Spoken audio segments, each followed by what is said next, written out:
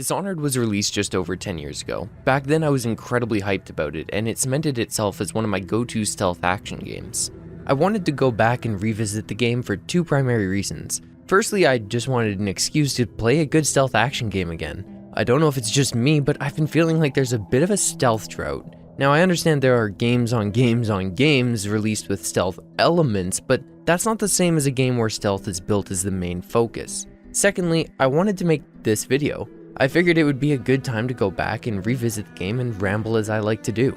Originally, I wanted to talk about the game in its entirety as well as its DLCs and go into some extra background development information for nerds like myself, but this video has gone way past my original expectations. So if hearing more about Dishonored 1 and its DLCs is something you're interested in, just let me know. Otherwise, let's get into it. Dishonored came out kind of exactly when it needed to be as successful as it was. The 2012s was around the time where the push for video games to be officially classified as art had reached its peaks.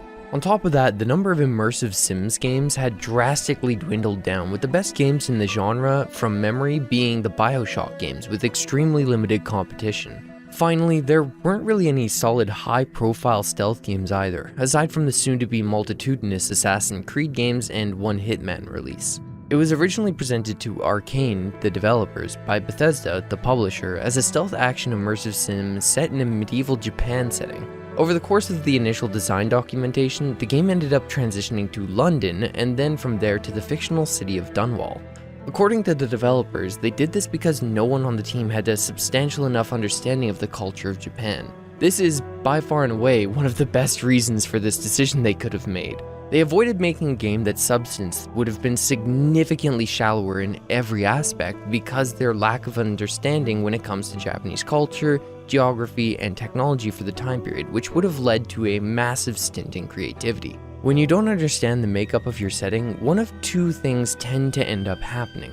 Either you end up with a very shallow Wikipedia-level creation which touches on some of the aspects of cultural importance, but tends to be more of a surface-level exploration of the topics at hand, or you get a setting that feels completely arbitrary and those themes you want to express, in this case Japanese culture, would end up being nothing more than set dressing. In essence, you could completely remove it and have the exact same game. In either case, your ability to be creative and make changes that feel grounded and believable, even in a fantasy setting, is massively reduced. For example, the clockwork and steampunk aspect could work really well in a Japanese setting, but without understanding their culture, mixing the two things would be difficult and would likely end up as a stilted mess where the two feel more at odds than meshing well. This can be a good thing when that is what you're trying to do, and in a way the setting of Gintama explores a similar concept of colliding culture and technology, but that wasn't what Arcane was setting out to do. I realize this may seem a bit early for this kind of tangent, but I do feel like this is important to explore. This ends up rippling down the line of development in every aspect, and in fact, the decision to introduce clockwork machines, whale oil, the rat plague, and even the main character's powers all come from this change in setting. In the end, they introduced the elements of electricity and had to come up with a reason for the technological change, with whale oil being the critical piece that allowed for the jump in tech. Now, in what was supposed to be a bustling city, they needed a reason for a lack of people in the streets, a limitation of both technology and manpower. According to Harvey Smith, one of the designers of the game, they had been discussing this topic as well as the possession power and the idea for swarms of rats that were eating people alive and dead. With this came about the idea of the rat plague, a fair enough reason to stay indoors. This kind of methodical design, as well as a willingness to make changes that drastically altered the setting, characters, and player choices, allowed Arcane to make a game that gives the player a shocking amount of freedom. The game does boast about how your choices have consequences, as many games are wont to do, and there is a good amount of responsiveness from the game in this aspect. It's not groundbreaking material even for the time, and it's a bit simple how the game accounts for player actions, but nonetheless, the reactive nature of the game does give a playthrough a feeling of organic change. I will say that this really only applies to the first playthrough. Any subsequent ones can be a ton of fun to play from a mechanical aspect, but the story is not strong enough to really account for much revisiting. So let's actually talk about the game itself. When you launch Dishonored, you're greeted by a simple menu depicting a crumbling Dunwall with elements of the game's steampunk nature. Upon selecting a new game, you're given a choice of 4 difficulties, ranging from easy to very hard. This changes the standard elements of how much damage is dealt, how much potions heal, and most importantly, the perception of enemies. In general, I think the game is most balanced on hard, but before we select that, I want to say that these difficulties are balanced around the player choosing to play stealthily. If you decide to do a run where you murder your way through without any regard for stealth, the game will likely be a lot easier on any setting. And this can be fun to do, as we'll see later on in the video. Each loading screen contains little snippets of lore for us to pick up on. This is where we get a brief introduction to our setting. We're the Lord Protector of the Empress. We've been away for months trying to find a cure for the rat plague and have only just returned. Corvo, if only there was someone else I trusted to send, so that you could remain near. But there is no one else. And the Spy Master was right to insist that I send you. The plague has taken so many, and we must find a cure. When you are near, my heart is at peace. Emily and I will count the days until you return. Hurry home and bring good news. So we're introduced to the genuinely good voice acting that this game tends to have, with few exceptions. The intro is rather quick to get the player moving, something I always appreciate in games. Rather than spending 10 minutes on cutscenes or dialogue, you're on a tender, off a tender, and moving about the world as Corvo the Lord Protector. Yes, this section is linear, but you're allowed to move about the level freely to get used to the controls and wander into a meeting with Emily. Emily is the daughter of the Empress. She wants to play hide and seek as a mostly organic way to learn the very basics of stealth mechanics. Unfortunately, this isn't a great tutorial because she's a terrible seeker, but in general, it gets the idea across that if you're out of the way, you won't be seen, and light levels affect how hidden you are. Up top, we're to give our news to the Empress. Basically, we've got no good news. Other cities don't have any solutions and are in fact going to blockade us to keep the plague out. And also assassins have shown up to kill the Empress. I hoped that one of the other cities had dealt with this before, knew of some cure. This news is very bad. We're at the breaking point. Cowards. They're going to blockade us. They'll wait to see if the plague turns the city into a graveyard. Are you okay, Mother? You seem sad. Yes, don't worry, darling. Mother is fine. Wait, where are the guards? Who sent them away? Mother, look! What are they doing on the rooftop? What? Emily, come here. Here's our first combat encounter with some rather cool looking opponents. You have a flintlock gun, which is serviceable and loud, and with your blade you're able to block incoming melee strikes and attack yourself. There is a mechanic where if you block just as the attack lands, you temporarily stun the enemy, allowing for a parry, but I found I almost never use this. So we fend off the first wave of enemies, but the second uses some kind of magic to hold us back while a man in red runs the Empress through. Mommy! No! Get away from her! Corvo! Mommy! Get away! I like this. I think it's what we all want from most villains. They don't waste time talking or holding back their powers, and in this way, the player losing control, which is normally a cardinal sin for video games, is done in a much more believable way rather than just suddenly not being able to move Corvo because a cutscene demands it. What I don't like is the following cutscene, which is eye-rollingly bad. This is the first of several terrible story moments, and I think it could have been drastically improved if the main players here were just a bit smarter. Firstly, these guards have to have heard the combat noises of gunshots and clashing blades, which doesn't make sense when there's only one person with weapons. The two evil-looking men do a super obvious Disney villain level acting of, "Oh, yes, he's killed the Empress!" Looks around shiftily. Then they make it out as though Corvo somehow hid Emily in the time it took for them to run up the stairs. Everything about this intro and Corvo's implication is handled with all the grace and tact of an 8th grader's attempt at mystery. Once we get finished with this playthrough, I'm going to suggest a rewrite that I think would make the entire story much more bearable, but we'll get to that later. For now, the Empress is dead, we're being blamed, let's get tortured. There was nothing personal in this, even though you almost sank our plans. But it turned out well. You were in the wrong place at the right time. And someone has to take the fall. So we get the bad guy monologue about how they're seizing power and your coming home early just so happened to work out for them to put the blame on you for the assassination.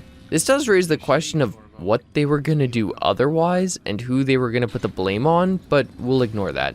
During our last meal, we're slipped a key from some benefactors. It's a bit unfortunate it took them months of scarring torture, but hey, better late than never. Along with the key, we're given instructions to get some explosives from the interrogation room to blast our way out to freedom. So now we're in the game proper. All of our hide-and-seek training comes into play here. We get a sword, so we have the option of murdering our way out, but in this playthrough, I like to think that Corvo is so disgusted by the plans and backhanded efforts of his captors that he swears off murder, so he will do anything short of it. In short, this playthrough was a no-kill, no-alerts run. The tutorial pop-ups are a bit intrusive, but you can disable them so it's bearable.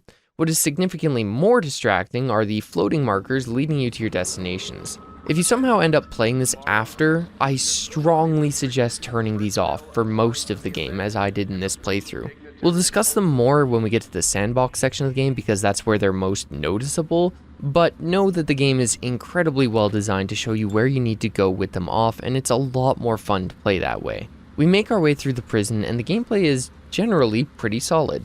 It's once again a linear tutorial section, but this and the part shortly after are the last of any truly linear parts of the game. Here we can see that the perception of the guards is very video gamey. They basically only see things directly in front of them and a little bit to their sides. By playing on hard though, the distance that they can see is somewhat jarringly far, because while it makes sense for a normal human person to notice something like that, it can sometimes take you by surprise when 90% of the time you're able to slip past guards who by all accounts should have seen you, but don't. The AI in this game isn't anything to praise, but it works from a video game perspective. For the purposes of having fun and role-playing as a power fantasy badass assassin, it can be really cathartic to go through and pick people off one by one, even if they are pulling some Skyrim level "must have been the wind" lines. I mean, this isn't a Metal Gear game, and even in those, people rarely notice missing persons, but when there is only 3 people in a small room, you'd expect them to notice their buddies disappearing.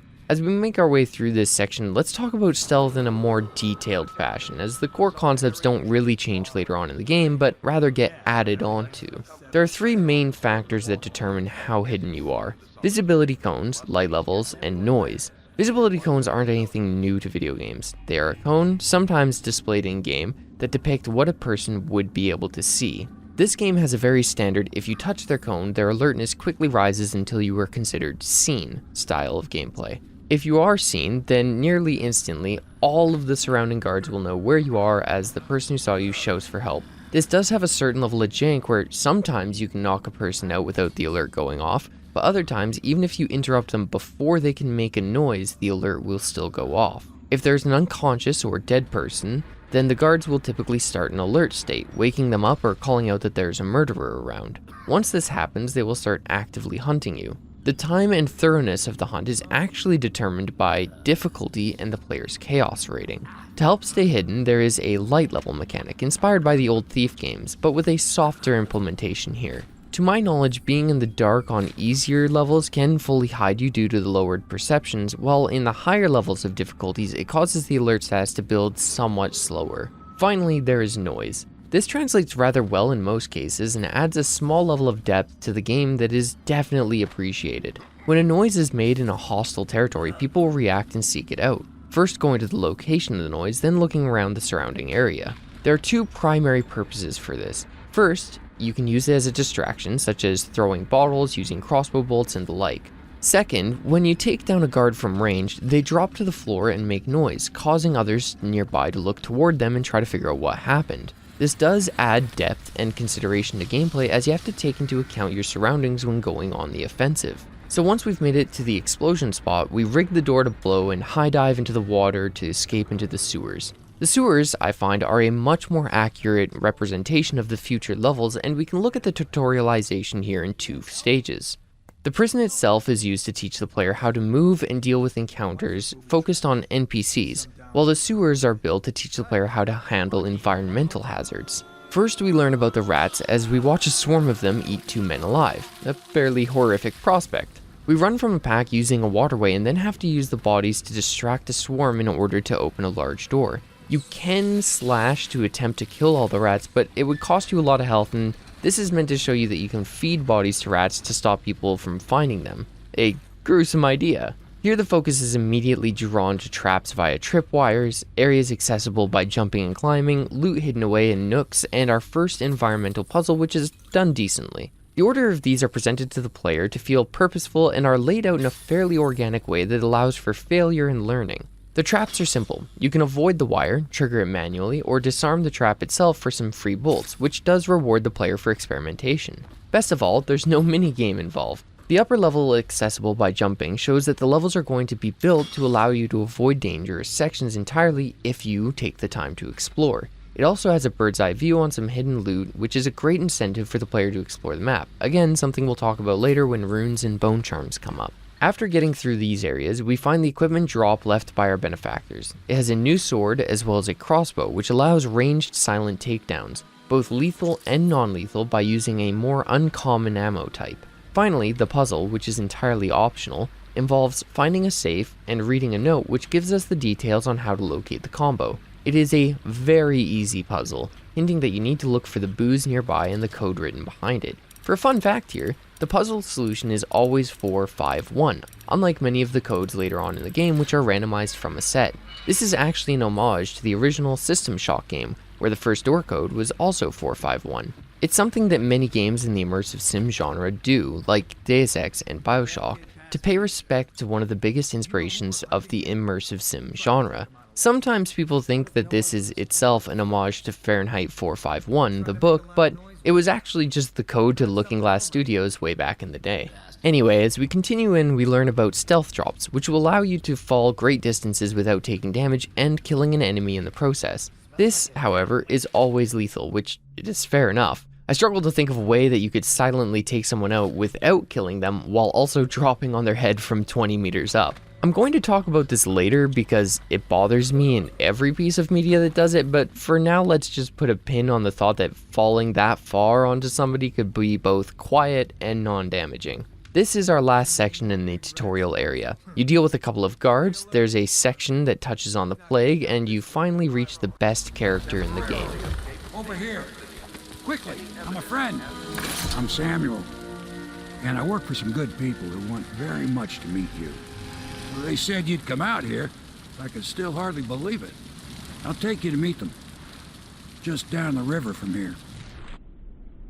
Samuel is a charm. So we've come to the first mission end screen. The first thing that I really like is that this game doesn't give you some BS score system like it's a spectacle fighter. Here the breakdown is pretty simple. How many people did you kill? How many times did you cause an alert? Were you detected, and how much loot did you find? The most important stat here, narratively, is chaos, which we will come back to at the end of the first real mission. For now, we're on our way to the Hound's Pit's pub.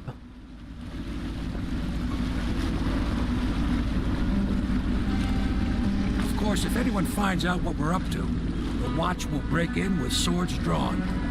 And now that you've escaped, the Lord Regent's going to be tearing the city apart. Take you up to meet Admiral Havelock and the rest of the Loyalists. The Admiral's a man to be reckoned with. If anyone can help you find that missing girl, Lady Emily, and clear your name, he can. This area is our official hideout. You're fully able to explore at your leisure. There are notes and loot to find that changes as you go through the story, and here the story actually starts in earnest. We finally get to meet our benefactors. So it's starting at last, Admiral. We've found our man. We can continue this later, Lord Pendleton. The man of the hour is here. Corvo, I'm Admiral Havelock, a true servant of the Empire, like you. Until the Lord Regent purged those of us who wouldn't recognize his claim on the throne. And I'm Lord Trevor Pendleton. I represent the nobility in our little group. But we all act as equals here at the Hound Pit's pub. This is a momentous occasion, Corvo. I'm going to come out with it. We've been building a coalition of loyalists, aimed at ending the Lord Regent's tyranny and restoring the throne. At risk of execution, we're committed to finding young Lady Emily and seeing her crowned as Empress. We've got big plans, but we can't do any of it without you. We need your skills, your ability in a fight, and in helping us, we're going to help you destroy the men who murdered the Empress. Sorry, you must be exhausted. We can discuss this further after you've recovered, but before you retire, you should introduce yourself to Piero.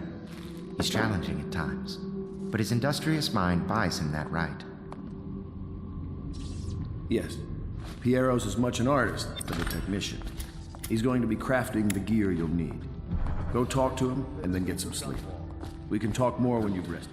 I want to revisit this cutscene quickly and just point out how fluid it is. Yeah, the graphics are a bit dated, but since they lean on style over realism, it kind of works. But look at how they act while talking. There are repeat animations for sure, but they act and feel like people. Since these are the same models that they are in-game, there's no jarring shift to a cutscene version of them where they act outside of their in-game capabilities. When Havelock drinks from the cup, it drains a bit. Pendleton gesticulates when he talks, and Havelock pays attention to whoever is the subject. When the cutscene ends, he even pulls out a lighter and starts to smoke in a fairly well-done animation for 2012. There is a bit of jank, of course, but I find that this style of presentation kept me engaged throughout the game when it came to the conversational bits. Each character is expressive and feels unique. Furthermore, if you want to talk to them, you actually have to engage with them. They may give you a line as you're passing, but they'll leave it at that unless you hang around or speak to them yourself. There is no conversation mechanic here, not really. Your actions are more important in this game. So let's go meet Piero.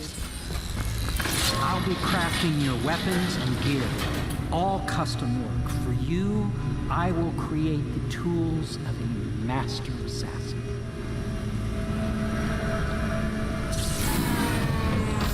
No! This cannot happen now. The tank of whale oil is running. Will you get a new tank from upstairs, please, while I hold this in place? Be careful. Oil's unstable. When it explodes, there's a terrible mess. Perfect. Now plug it in. Perfect. Thank you, Cole. Here, see? The assassin's mask.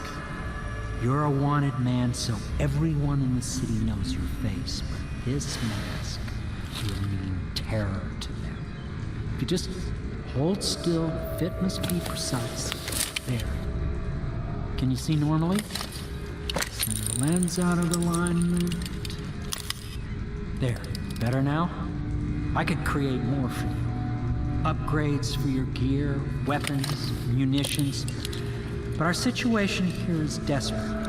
Scavenge the city for valuables, and I will resell them on the black market. That should give us the money to craft the things you need. Piero's introduction is a mixed part tutorial and character intro. Here you somewhat organically learn about whale oil and how it affects electronics. With a little thought, you can very easily put together that many barriers in the game involving whale oil can be started and stopped with this mechanic. We get the assassinations mask from Piero. It's rather stylish for somebody who wants to be anonymous, but hey, it works.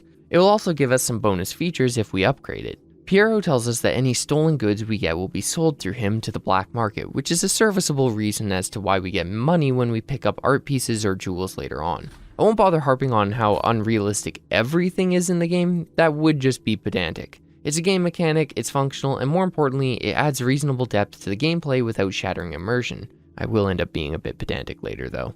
This is also where we buy our consumables, bolts, traps, bullets, and upgrades. You should notice that there's only one weapon-based method of knocking somebody out silently. This is important. In the second screen is our upgrades. I think in general most of the upgrades are pretty good. Almost none of them are a percentage modifier to damage or anything like that, and also can only be upgraded once or twice. Making your crossbow more accurate and reload faster is an incredibly useful and game-changing mechanic. Being able to zoom in can be helpful for scouting, and the ammo upgrades are always a bonus. They are well balanced to not be super affordable right away. Oops, what's this asterisk doing there? Anyway, we go to catch some Z's and wake up in a dimension of floating islands. Pretty normal stuff.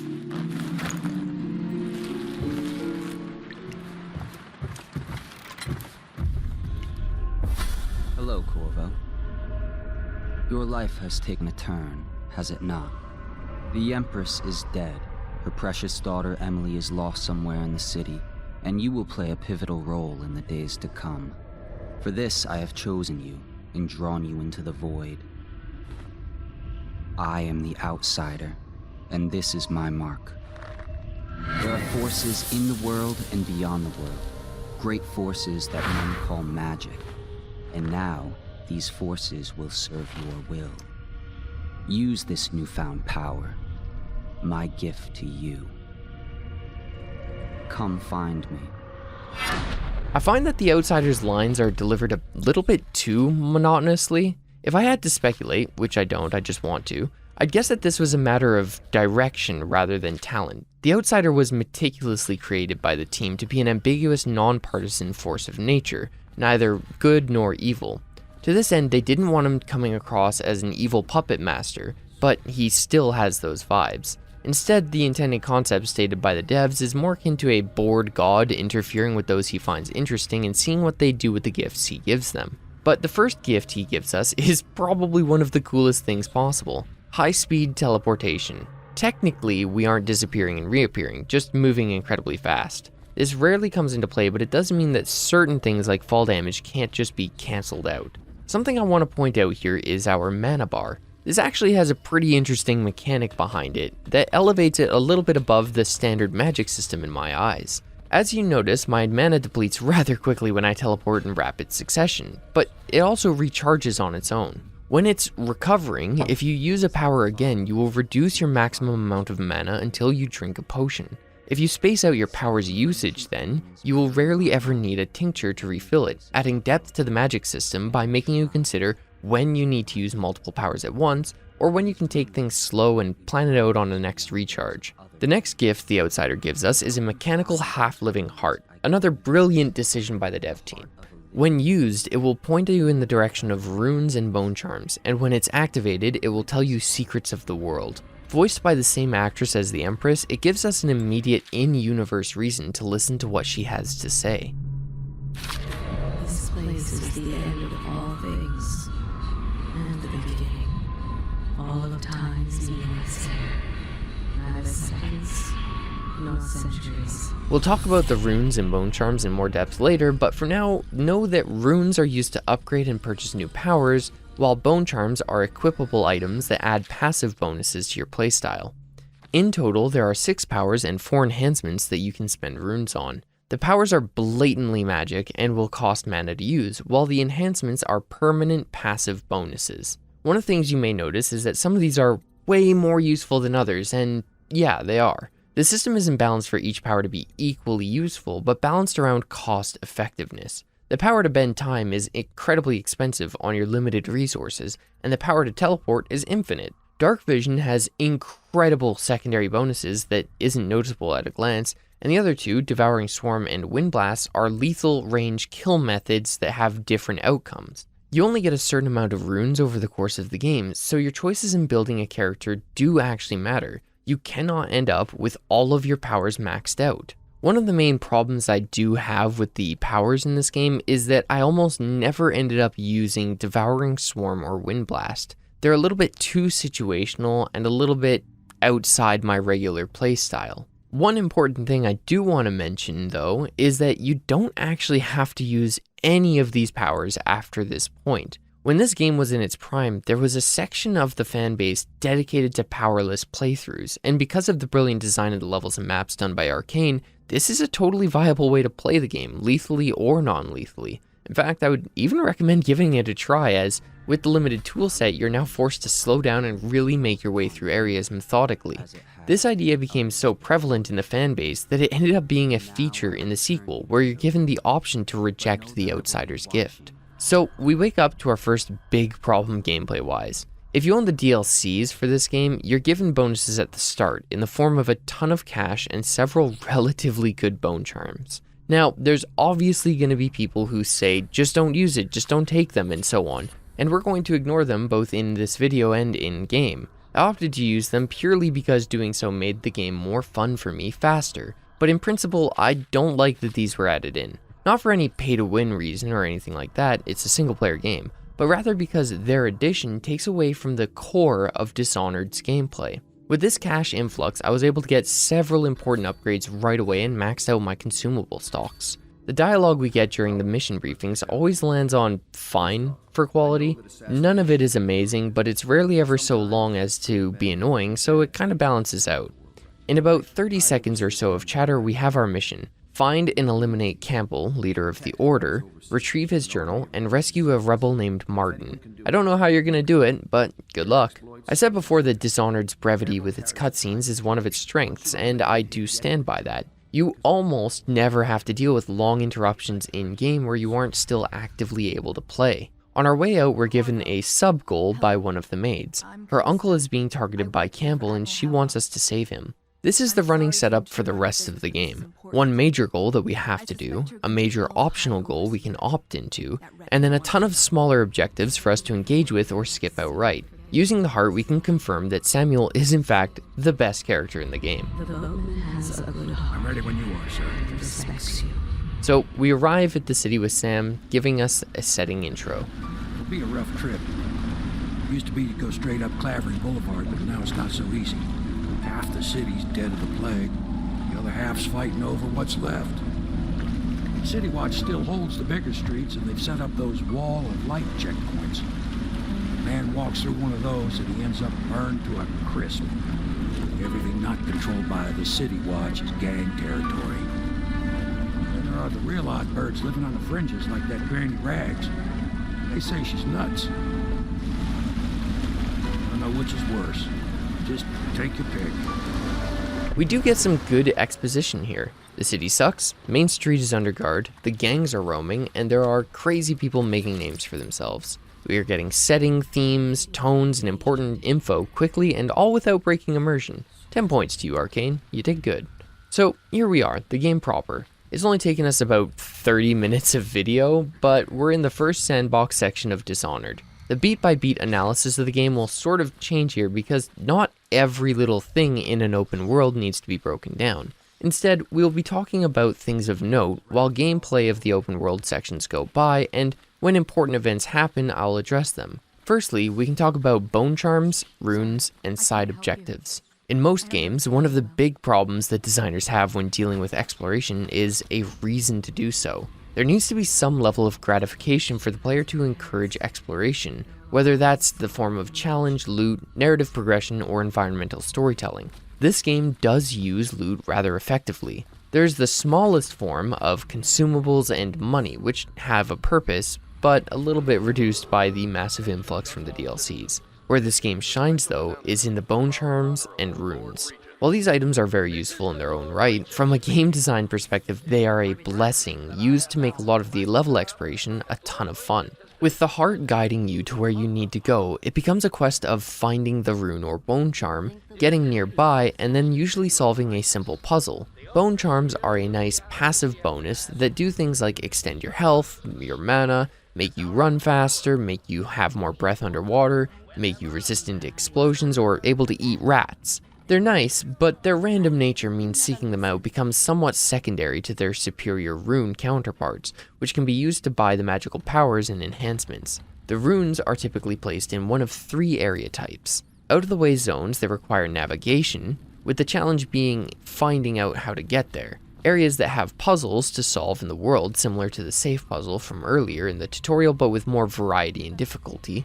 And finally, there are the story areas, where you will either be in a spot that has a side quest, or the rune will directly be locked behind a quest. So, we get to meet Granny Rags. She's a bit of a crazy old woman with some pretty clear Wicked Witch vibes. There's a rune in her building, something that I really want because in this playthrough, I was going for the power to bend time as fast as I could. When we get to her house, she'll be puttering away and engage with us as though we're her long-dead husband. At one point, a group of thugs will start pounding on her door and she'll ask for us to deal with them.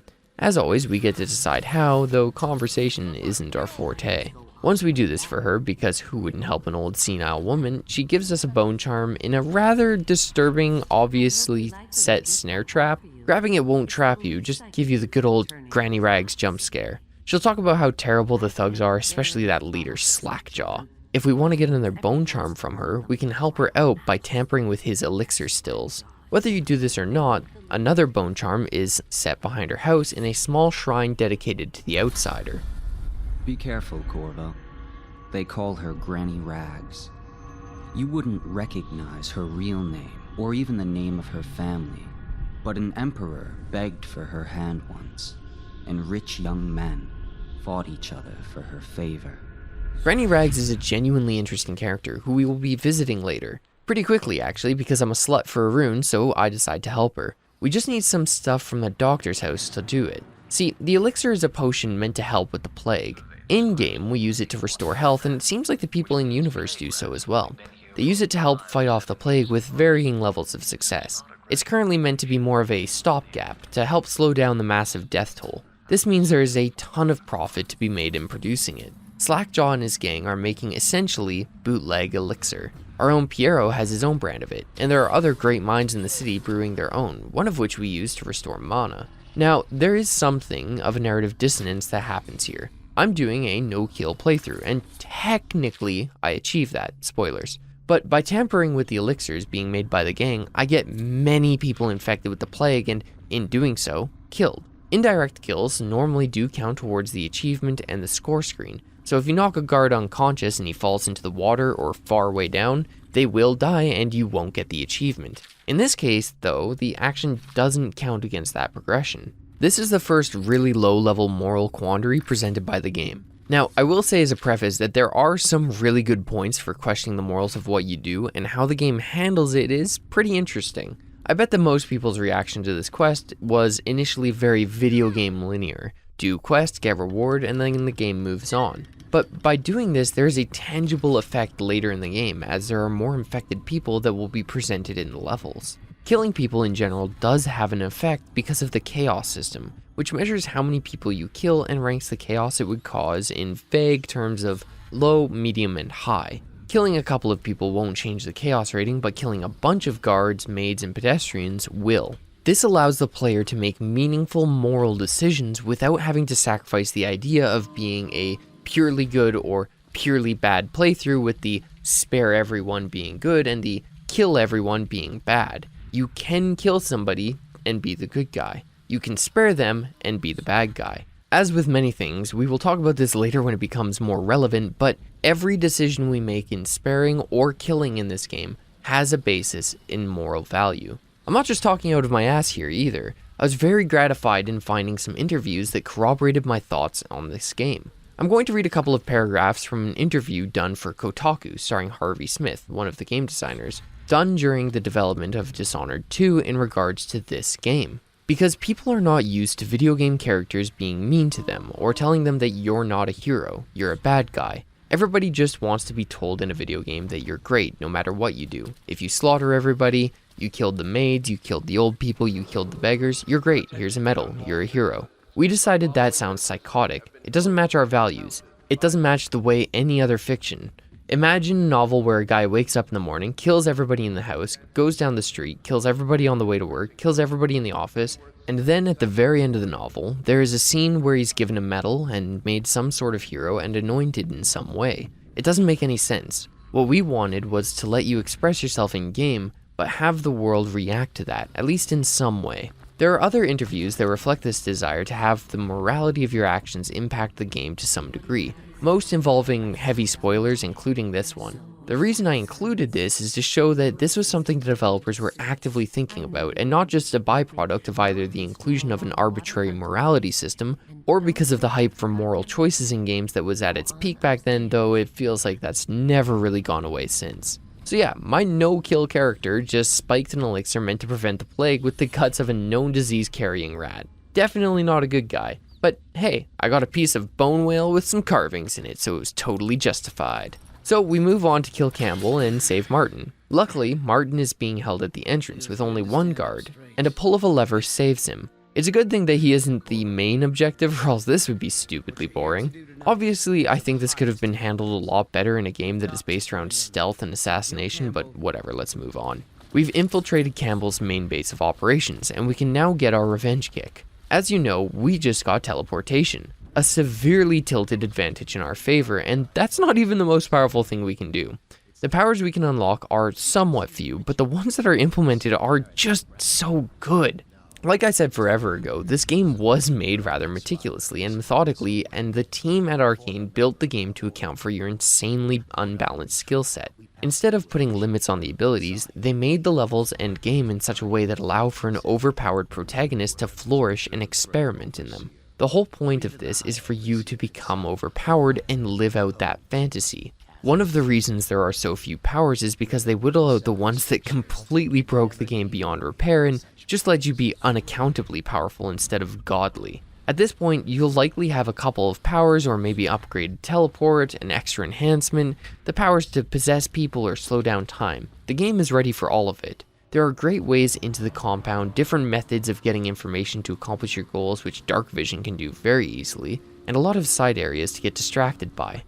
I want to reiterate here once again that I have turned off quest markers, but the game has left clues around for you to find and direct you to both your target and how to deal with him non-lethally if that's what you choose to do, because just choking him out won't take him out of the picture. So we have to find Campbell. There are actually several ways into the stronghold depending on your powers, but I thought it would be more fun to do this in through the front door. There are some fun environmental scenes, if that's your thing, that make the Order here kind of hilarious villains. The Order is a religious organization made to stamp out superstitions and fight beliefs like the Outsider. They keep order by preventing heresy like women learning how to read.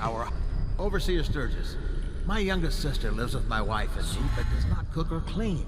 There are a few markers that lead us to Campbell, even without quest markers. Despite the size of the zone, there aren't actually many rooms to get lost in, but there are maps and signs around the level that guide the player to the meeting room. There's also a rune in the room that we need to get to, and it's obviously the most opulent area that Campbell could be in. What is kind of funny to me is that in this run I went through the front door, which is right below an open window that leads directly into the room. Here we learn about Campbell's plan to kill Callista's uncle via poison. We're given an option to destroy the poisoned glasses, poison Campbell's glass, or poison both of them. Each of these outcomes does have an interesting story associated with them, and I'd recommend watching them if you get bored. What on... Who's been in here? I owe you an apology, Captain. This is hardly the hospitality I planned for you. Well, time to do this the hard way. What was that, Campbell? Since we destroyed the drinks, Campbell will guide us down to his hidden cellar where there is some decent loot and a quiet, out-of-the-way place to deal with him. Still, I wanted to handle it silently, and with both of them here, that was going to be hard. I thought that if I let it get to the point where Campbell was obviously going to kill the guy, he would be okay with me helping him, but that didn't end up working, so I just knocked him unconscious, and then hilariously the other guy just walked away like there wasn't a problem at all. So now we need to find a way to deal with Campbell in a non-lethal way. Remember, this is the no-kill playthrough. By listening to the guards at the beginning, we know that the Heretic's brand will effectively remove Campbell from the equation regardless of his standing. By finding and picking up notes, we can figure out that the branding is done in a specific area, the interrogation room, which we can find by using maps that are put in points of traffic like the stairwells. We have no map ourselves, so to navigate the area we have to use our own intelligence in moving around undetected, finding the right room, getting Campbell's body there alive and unseen, then applying the brand to him ourselves. This is absolutely amazing level design that you almost never see in video games, even these days. It takes a ton of effort to leave around the right breadcrumbs for the player to find naturally in order to solve their problems in an open world style level in a fair and engaging way. Imagine how terrible this is with quest markers, and it really is. With the floating quest markers, you don't have to do any of that. You go to where Campbell is because there's a quest marker there. Then you take him to the interrogation room and hit him with the brand because there's a quest marker there. Absolutely no thought, effort, or engagement is required from the player.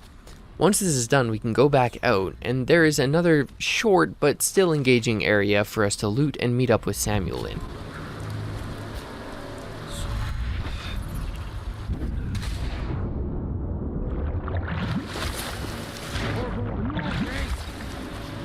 Mind the hagfish. From the way I hear it, Campbell lived a pretty posh life. Maybe it's not my place to say, but men of the faith shouldn't live like barons. Are you ready to go?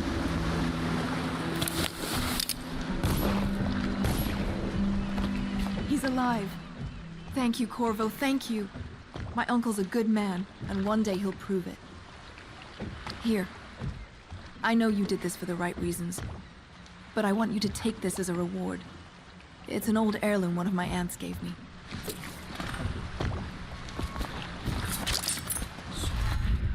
They're all corrupt. If this is going to work, we have to take down the Lord Regent and all of his key allies. You know that. Yes. Hopefully the High Overseer is the first step along that path. And you did it! Somehow you took down the High Overseer Campbell against the odds. I knew you were our man, Corvo. With Campbell gone, we've hurt the Lord Regent immeasurably.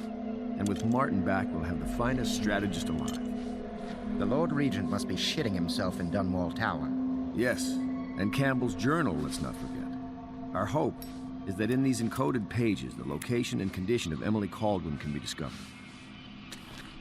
Our entire movement will mean nothing if we can't place the rightful heir on the throne. We must act fast. No doubt the Lord Regent is holding Emily somewhere, waiting to reveal her, to step out as the hero and further cement his regency. If he doesn't bring the young lady forth soon, there will be infighting among the nobles as to who should succeed the Empress. Yes, time is against us. But now you should take a well-earned rest, Corvo. We will decipher the contents of the High Overseer's journal and share them with you later. So we took out bad guy number 1. And here's the good news. We know where Emily is. So we're given the option to sleep or wander around the Hound's pub. It's usually a good idea to explore since there are things like runes to find around, and you can get Piero to upgrade your gear. When it comes to the Hound's pit sections, there really isn't a lot to talk about, but it's a nice breather from the tense action parts and gives a clear cut time to stop and take a break when you need to. It's also really helpful for chapterizing this video. So with that out of the way, we take a nap and wake up to get the details of our next mission. So unlike the rest of the game, I actually do suggest turning on the quest markers when you return to the main hub. It's not always terrible, but a lot of the time there's no real natural way to know who you have to talk to and where they are. This can be nice because you actually get to explore and experience the other characters talking and living their lives, but is irreparably annoying from a gameplay perspective. I expect Martin will be joining us shortly. I hate to start your day with such a strange matter, but the servants heard something last night, moving through the storm drains beneath the building. Most likely a weeper, the poor bastard. There's no hope for them once the plague gets that far along. Nothing more than a shuffling corpse full of sickness and insects, if you ask me. I'd appreciate you investigating, just to be sure it's not a nosy guardsman that's getting too close. Here's a key to the hatches. I'd send a servant down there, but they'd die of fear on the spot, I'm afraid. Maybe Piero can concoct some sort of sleep poison for your crossbow if you want to go that route. Before we're given our mission details, we're given a little bit of house cleaning to do. There are some plague victims in the sewers. They've progressed to the point where they can no longer be saved, at which point people call them weepers. Basically, zombies. And for some weird reason, in mission if you're spotted by them, it counts against the ghost achievement, but I digress. You can take them out lethally or non-lethally. If you do it non-lethally, then Piero will be able to get you a new upgrade and give you a tip. But once we're done with that, we get to go for the next mission, for real this time. Corvo, I trust you remember Martin, an overseer before, and perhaps again someday soon. I owe you thanks for my rescue. Indeed, you've given us a glimmer of hope, Corvo, because we've gotten what we've wanted from Campbell's journal. You've done it. We know where Emily Kaldwin is being held. The Golden Cat, of all places. A bathhouse for aristocrats. Little better than a cursed brothel. But there's an unfortunate twist. It appears that Pendleton's own kinsmen stand in our way. The twins, Morgan and Custis. Not only are they controlling Emily, but they have the controlling parliamentary votes we so desperately need. Yes, the Pendletons have to die. But most importantly, Emily must be brought here safely so we can protect her until the Lord Regent and his entourage have been dealt with. Time to invade a brothel. What's interesting about this mission is that there are 2 targets and they are Pendleton's brothers. Adding in some character dynamics is always a good thing, allowing for some decisions that affect both the narrative and the characters. Pendleton gives us some extra intel before we go, but admits that this is something that needs to be done even if it is something that bothers him. They're horrible men. It's true, as you may have heard, cruel beyond words. Further, my brothers are close allies to the Lord Regent, and as long as they are in Parliament, we cannot gather the votes we'll need to stop the Lord Regent from further consolidating his power. These days, they're best known for exploiting their favor with him to cheat others out of their wealth. Let's just say that Not every family evicted and quarantined for having the plague actually has the plague. I warned my brothers in every way I could. I really did. But they never did listen to me. They'll be at the Golden Cat tonight at their usual revels. They'll be protected by the City Watch, so it'll be dangerous. Now go. Please do it before I change my mind. The main subquest in this next level is actually given to us in the sandbox this time, not at the Hound's pits. So let's get Samuel's thoughts as we boat off to town. I'll take you to the Golden Cat when you're ready. I've taken Lord Pendleton enough times, believe me. I'll get you as close as I can to the Golden Cat, Corvo. You'll have to go the rest of the way on your own. The entrance is near Holger Square. The main thing is to make sure that little girl, Emily, gets back all safe and sure. Them two Pendletons are there, so I'm guessing there'll be a lot of guards. Slackjaw might have some ideas on helping you get inside the cat, if he don't kill you. This here's his territory. He and his Bottle Street gang hole up at the old Dunwall whiskey factory. They sell the elixir that folks use to fight off the plague. I'll lay low, but keep an eye out for you and the little lady you bring back. Good luck to you. I know Emily must mean a lot to you. Our arrival in Dunwall is at the same place as last time. We're trying to come in and get to the Golden Cat, but we also know that Slackjaw may have a way to make that entrance easier. Like most of the game, it is entirely optional and it helps to flesh out the world. Arguably, it may even be slower than just pushing in on our own, but that's okay because the gains in story as well as the gameplay are worth it. With our familiarity of the city getting better, the level designers are given the opportunity to expand the difficulty in the most interesting way. Typically, difficulty is thought of in a very linear way, usually amplified or reduced by changing the damage and health values of both the player and NPCs. There are some other variables that are easily changed on a sort of sliding scale, like enemy detection. It may seem complex at first, but all that is being done is changing the size of the vision cone to a larger radius. These are, in my opinion, the most boring ways to affect difficulty. Among the most interesting ways to increase the difficulty is to add challenges to an already established system, forcing the player to adapt and change their way of thinking about something they are already experienced with. Obviously, this is much harder to implement in most games, as it requires the developers to know for certain that the players have knowledge of gameplay, specific equipment, or abilities. A good example of this being done was in the older Zelda games, where the dungeon layouts meant that the designers knew at certain milestones what equipment the players would have at that given time, though those games had their own issues, of course. In Dishonored, everything is built for the player to be able to beat it without the need for specific equipment, spells, or abilities, and the challenge instead comes from the form of player knowledge and information. The familiar city has now gained new tech guarding it in the form of Towers of Death.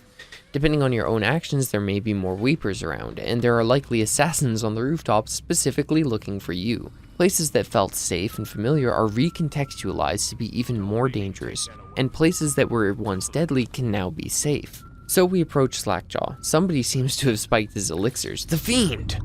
He is a villain if I judge your looks aright. A villain I might have some work for. Somebody put plague in the brute tank. Half my men are Weepers. Trapped 3 of them in the distillery. Rest are wandering in the street. Since it's so, and I find myself short of able bodies, I may have a point of interest for you, see? Way I figure it, there ain't nobody worth killing around here except those 2 Pendletons over at the Golden Cat. I'm right, ain't I? See, Slackjaw knows. Them boys are twins. Rich, mean, and weird. Worse than most of their ilk.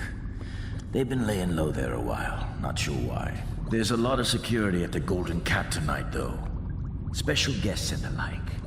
But you're gonna walk in there dressed like that and kill the Pendleton brothers? Maybe I got a better way to take care of them, too. If you're doing something for me first, understand? Someone, I don't know who, is killing my men, taking my territory, stealing my goods. Might be a fellow named of Galvani. I sent my best man to investigate, but he went missing and... well, now I need someone to find what happened to him. Go to this Galvani's place. He lives nearby off Clavering Boulevard. You do that for me and I'll get your better way into the Golden Cat. I actually enjoy Slackjaw's presentation. He's shown to be a man in the know, somebody who bargains and is willing to live up to the crime boss status he's claimed to have. The voice acting is superb and gives more gravity to his words than I was expecting just based off of his appearance. The deal is, we find Slackjaw's missing man and he will get us an easy way into the brothel. There are more benefits than just this for doing the mission, but we'll find that out later. On our way to the doctor's mansion where Crowley, the missing man, was last supposed to be, let's talk about quick saving. Dishonored is a game that is drenched head to toe in player freedom and expression. It was, as I said, meticulously created to allow the player to enjoy the game in a style that fits them best. Part of this design is one of my favorite and most contentious features, quick save and quick load. By pressing F5, you can quick save, allowing you to attempt certain areas, challenges, or feats as many times as you would like in a very quick and accessible way. This does exactly as is advertised, and it allows the player a near endless amount of freedom in approaching challenges and deciding outcomes. In short, it provides a lot of fun. There is a fair argument that it does oversimplify the game and remove a lot of challenge and tension. After all, you never have to deal with the effects of failure if you can make it so the failure never happened. This is hardly an issue that is limited to Dishonored though. Almost every immersive sim game I've ever played suffers from this issue. For what will certainly not be the last time, I want to say that simply not using a feature or implemented mechanic is not a correct argument when we are talking about game design. Its implementation is not necessarily a bad thing, much like how fast travel in other games can be a good addition, but the onus should never be on the player to refuse certain features. If somebody's argument is that the player has to enforce a self-imposed challenge in order to enjoy the game, then that game is poorly designed. In this same game, you do have the ability to turn off quest markers, and I'd like similar options to be available. I would also not like this option to be locked to an Iron Man mode, as is often the solution in these kinds of games. A game mode not available in Dishonored, but one I actually do want. Instead, I want this to be an option the player can opt out of or into at the beginning of the game and change anytime during the campaign. Much like how in the sequel the player is allowed to reject the supernatural powers of the outsider, I would like the option to refuse the supernatural gift of the developers should I want to, without jerry-rigged solutions. The current best solution I can think of is unbinding the quick save and quick load keys, however this is clunky. Ultimately it comes down to an ease of use and UX issue, and a small one at that, but for people like me who want to enjoy a game by turning off quest markers and fast travel, I would also enjoy the option to turn off quick saves rather than just pretend it doesn't exist. While in the mansion looking for Crowley, I stumbled upon a fun little bug where teleporting up to the corner of the room caused Corvo to confidently climb through the wall and out of the map. This is actually a shockingly common occurrence in this game for the people who know where to do it. If you watch a speedrunner play, you can see just how much they use these to break the level design in order to beat the game in some 20 minutes. But to the level designer's credit, this is the only instance where I accidentally stumbled into such a situation. The mansion itself holds quite a few collectibles, a lot of cash value, and a safe that we can't open quite yet. What we can do is find Crowley. He's already dead, but had somehow managed to leave behind an audio recording covering his findings. Bringing this back to Slackjaw does seem to genuinely upset the man, showing that he does care for his men as more than just pawns or tools in his game. This in case I don't make it back. He was right. There is someone wants you dead. Wants to take over the distillery and the whole Bottle Street gang. And you'll never believe who it is neither. At first I did. That's why it's taken me so long. Definitely I wanted to be sure. What's that? No! No! Ah! So Crowley's dead. Too bad. He was one of my best men. Still, you and me had a deal, and Slackjaw never goes back on a deal. Take this key. It ain't for the Golden Cat, no. This key's for the captain's chair. A hotel abandoned since the plague gutted this part of town. Take the stairs to the top. You can use the roof to get into the Golden Cat brothel. See that? Slackjaw keeps a bargain. Just as good as the men who run the city. Maybe a little better. You think about that. Now maybe we can help each other out again. I could get rid of the Pendletons for you, quiet-like and without killing them. But you gotta do something for me in return.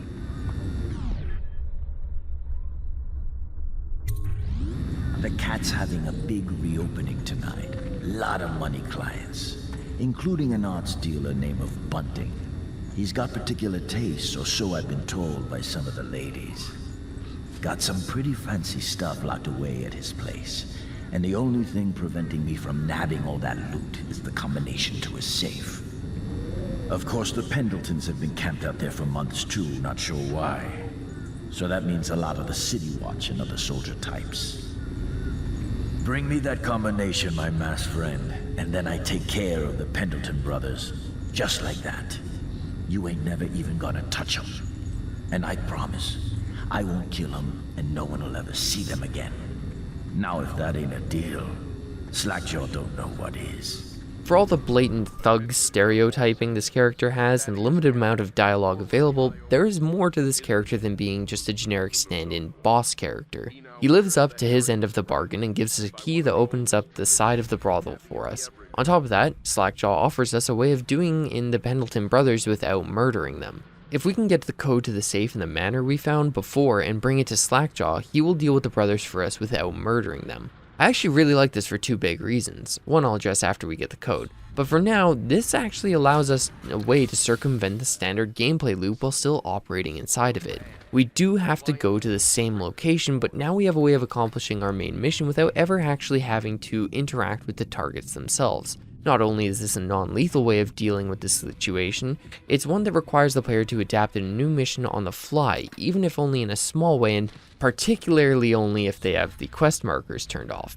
It kind of reminds me of an older Metal Gear mission style of gameplay. What is particularly funny to me is that this side entrance isn't actually all that helpful to us since it's right near the main entrance and doesn't actually afford us any real advantage in breaking into the Golden Cat brothel. We still end up on the street outside it, just on the rooftops, and the rooftops aren't exactly hard to reach for somebody who can teleport. But it makes sense that this is what he would give us because he doesn't know we have supernatural powers. The Golden Cat area is actually rather beautiful and a nice change in scenery from the somewhat dystopian nightmare that is the plague-ridden Dunwall. Much like the rest of the game, there's a lot of freedom in moving about, ingresses and egresses, but the combination of a new area to explore as well as a new type of threat in the form of innocent who will call for help means the player, once again, has to adapt and change to fit this new environment. For the first time in the game, you're up against people outside the system of guards or plague victims who can't defend themselves. They are, by all estimates, completely innocent, but must be avoided or dealt with at the same level of care afforded the guards. Now obviously this is a video game and people will do what people do when there are borderline no consequences, but I wanted to bring this up once again in this chapter because this is one of the main points of morality that the team at Arcane wanted to address in Dishonored. See, when developing the Chaos system, which tracks how many people the player has killed to change the world state, there was some disagreement about what should contribute to the chaos. For example, the Weepers were a main point of contention. To quote Harvey Smith in an interview with Penny Arcade, some people thought killing the Weepers would up your chaos score, and others thought letting them live would up the chaos score. I think we took them out of the equation essentially because it's debatable. I can imagine, but don't have any information when it comes to a similar debate surrounding the level of innocence a player has killed has. It makes sense that murdering random civilians should be punishing in some way, upping the chaos score, but some deaths are debatable, such as the Weepers. There are guards who are working with misaligned figures and know the depths of the depravity that they are protecting. Should their deaths also up the chaos score? I think they should, and they do. It's one of the reasons Chaos Score works well for this series. You have a lenience to murder some key figures and even some extras if you really think a specific person deserves it without irreparably pushing the game to a bad ending. To keep this on the line of morality, I want to quickly address the actions here. You get the code by indulging a man in his masochistic kink, then pushing it to torture. You can give it to Slackjaw and even use the code to break in and get a rune plus some cash. What is important is this method of removal that Slackjaw employs for the Pendleton brothers. He has them kidnapped, cuts out their tongues, and forces them to work in their own minds where people have to endure horrible conditions, as you may expect. These are evil men. I can fully understand this being a punishment that is cathartic and one that people would think is just. I personally disagree and think that of the two options being presented, killing them is the correct one. While this is a conversation beyond the scope of this video, I don't believe that further human suffering would fix anything, and I do believe that the brothers need to be removed from their positions. Even though this version of Corvo is insistent on non-lethal means of handling his problems, playing through it normally, I wouldn't pursue this option. In this, I think the game devs absolutely struck gold with the idea of playing an assassin who has to deal with moral issues. The chaos system allows you to make whichever decision you see fit without forcing you into a good or bad ending. And the direct consequences of your actions never feel like the writers slapping you on the wrist or telling you that one way was the absolute correct answer to the problem. The game will continue with whatever decision you make and account for it in a fairly understandable and realistic way. Morality in video games is a very tricky subject because you're mixing a medium that is widely viewed as a mean of catharsis and entertainment with complex issues that require a lot of thought and care that can be very easily at odds with the gameplay.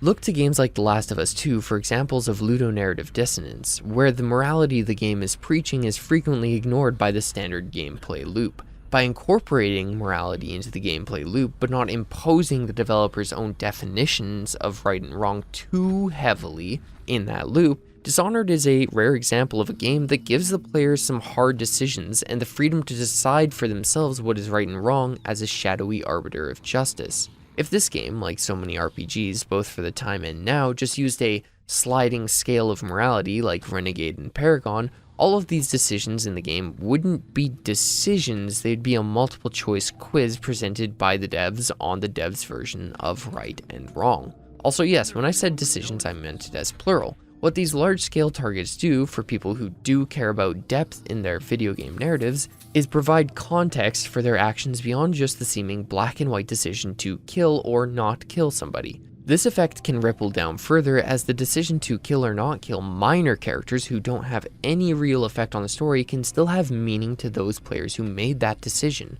allowing for some seriously engaging emergent storytelling. Back on rails, Emily is in this building. You remember that, right? The actual reason we came to this brothel? Well, it turns out she's just upstairs. The ways you can find this out are actually pretty engaging. You can overhear conversations which lead you to finding the key for her room. There are notes accessible in that same office outlining the details of her stay, and if you use the dark vision power, you can just see her through the walls, curled up and tucked away. Once you do get to her and let her out, she rather loudly cheers your name and you share a somewhat heartwarming reunion. She then runs off on her own to escape the brothel, having almost done it once already. I like this little detail, even if I don't like Emily's decision to just run off on her own into the halls filled with guards and prostitutes. It gently harkens back to her playing with Corvo and learning from him. Plus, it makes her feel like she has some semblance of agency and character beyond just being a MacGuffin character we have to save like a princess out of a tower. There are legitimate and believable actions and reasons for her continued imprisonment. Unlike many heroines in distress, she is a child and she can't defend herself well against guards. But despite this, it's implied that she's a handful, having made multiple attempts to escape into the plague-ridden city on her own. I like this. She's still dumb for just running down the stairs though. What's even wilder is that when we do get out of the brothel, she's just like, okay, cool, thanks Corvo, I'm gonna just make my way through this plague city by myself into a boatman I don't know in a place that I can definitely get to without protection. And we just let her go. I know from a gameplay standpoint, escort missions usually suck, and they want to have us continuing to play in the sandbox as we please, but my god, this could have been handled so much better. Out of nearly any escort mission I can think of, this is one that makes the most sense both in-universe and as a player. This is the key character to our plans, our queen's child, our empress-to-be, and our actual daughter. It is beyond insane that we would just let her go into a city as dangerous as Dunwall. She would need a full guard just to go through the Shire. Getting back to the boat with Samuel, I use the heart on Emily, and some of the stuff we learn is kind of sad to think about. He's going to show me how to steer this boat. She sees more than she's telling. Watch yourself! Lady Emily. Poor Emily. Her childhood is lost. Jump in. She's become a pawn in the games of men. Watch yourself! She was bribed with sweet biscuits and ox milk, armed with stories of magic and seafaring, all to keep her sane in time of turmoil. So you On our way back with Samuel, we also get to see just how great he is. Him being awkward with Emily is cheesy and adorable. Deserved their fate. It was those Pendletons. What business are you talking about? Oh, grown-up business, girl. I mean, your ladyship. Forgive me. It's okay. I heard a lot of grown-up business at the Golden Cat. Oh, I should concentrate on piloting this boat. So, as I said before, unlike the rest of the game, I suggest turning on the quest markers when you return to the main hub. This was a perfect example of a time where I just could not figure out where I was supposed to go no matter how much I tried. You get back and are told that before anything else, Pendleton wants to talk to you, but nobody will tell you where he is. It's weird because the vast bulk of the game is brilliantly crafted, so you will always have some way of figuring out where you need to go, leaving clues in one form or another that will appeal to most players. There will be audio clues and conversations and recordings, visual clues and maps, notes and powers, and interactive clues and side quests interacting with characters, but it seems like the developers didn't actually expect players to be using those at all when we get back to the main hub. All of their little detailing and meticulous planning, on retrospect, almost, but not quite, seems like an accident. Because whenever we get back to the Hound's Pit pub, it's clear that the developers expect you to be playing with the quest markers on. Fair enough, they do leave it on when you begin and make no mention of you being able to turn them off, so as soon as you're done with the mission, all of the contextual clues you would normally use to find people just completely evaporate. If it wasn't for the fact that I had gone so far out of my way in, by chance, deciding that my first playthrough back in years would be without quest markers, and in doing so much detailed research into the development of the game, I would probably be sitting here telling you that the environments were lovely with some convenient clues left scattered about just in case you happen to turn off the quest markers. Right now, I'm saying it seems like the game was meticulously made for players to explore and learn diegetically, then quest markers were added in after the game was mostly completed. But there's a lot of evidence pointing towards the opposite. Since most people will likely have just played along with quest markers, I can't help but feel like a major portion of the experience was just missed or overlooked by most players. Anyway, the hub area makes me feel like an idiot with the quest markers off because in the city I can find facts, work my way through complex situations, resolve them with finesse like sliding in the last piece of a puzzle box, but when I get back to my home base, I can't find somebody who actively wants to speak with me. Pendleton doesn't even actually have anything important to say to us. Character-wise, he regrets that these actions had to be taken, but understands why, but he already told us this before we left.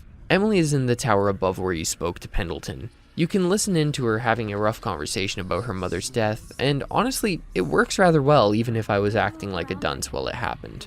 The voice actor for Emily isn't stellar, but I feel like she managed to convey her emotions well enough that it never broke my immersion on this playthrough. To me, it comes across as a little girl who had a good education trying to find some last comfort in her loss. She hopes for her mother's survival while obviously knowing she couldn't have. She asks about the funeral and if it was fancy in an attempt to grasp for some comfort through this loss anyway. The animation of her does feel a little bit janky, but it isn't all that unrealistic. When faced with a series of life-altering problems, she is addressing it but needs something to put her attention on so that she can do so rationally. Like playing a game with a video essay on the side so you can relax and let things mull around in your brain. Somewhat surprisingly, we don't get to sleep today. Nope, while this crew is working incredibly hard at draining all the drink in the pub, we need to go and kidnap someone named Sokolov. I suppose this means I'll have to have children, or else recognize one of my bastards. All right, my friend. Martin's devised our next move. There's a footnote in Campbell's journal that tells us the Lord Regent's mistress sat for a portrait with Sokolov, the painter and royal physician. He'll be able to give us her name. Sokolov lives on Caldwin's Bridge about half the time, out over the river. The catch is that I'm afraid you've got to head out right away while Sokolov is at his apartment on the bridge. Samuel can get you close to the bridge, but you'll have to find Sokolov. Bring him back here intact, and it'll enable us to make our next move. I can't believe what you've done so far. Escaping from Coldridge, taking down the High Overseer, recovering Emily. You make this old military man proud. That's it then.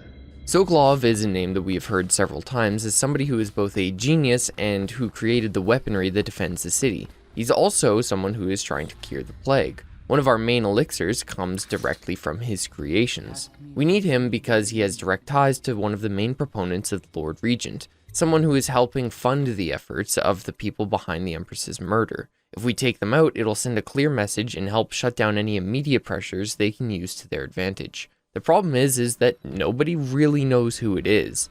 They're considered to be both a lover and a benefactor of the Lord Regent, but the only one who knows the identity that we have access to is Sokolov, so off we go. This next section of gameplay may just be the most complicated mission in the game from a mechanical standpoint. One of the strongest points of this game is that each mission does feel like it has its own unique identity. No two main missions are the same, and our progression, both through the levels and the story, rarely feel like they are repeating themselves. But before we get into that, we have Samuel's dialogue, and this one has some rather important intel for us.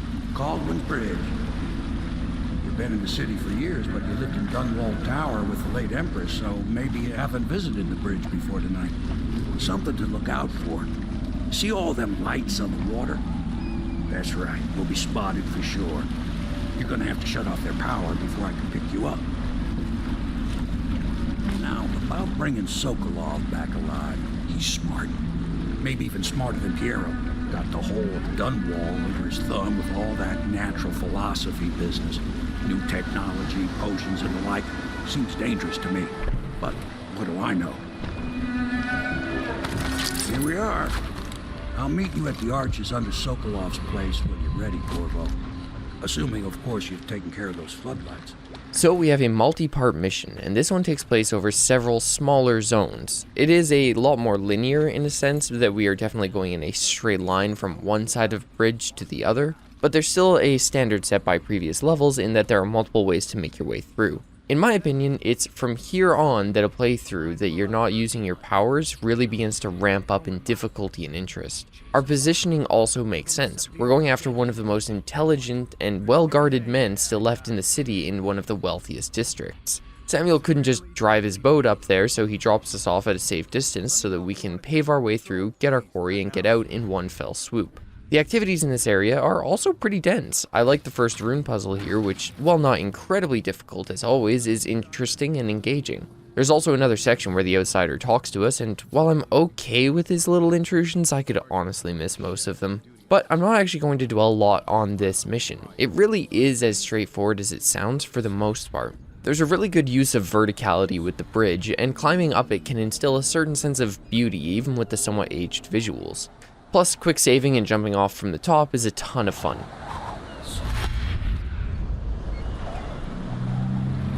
It's on the bridge that we have to take out the power for the searchlights, something I feel is a bit odd and out of place. Like, it's still clearly daylight out, and when we leave, it's still daylight out.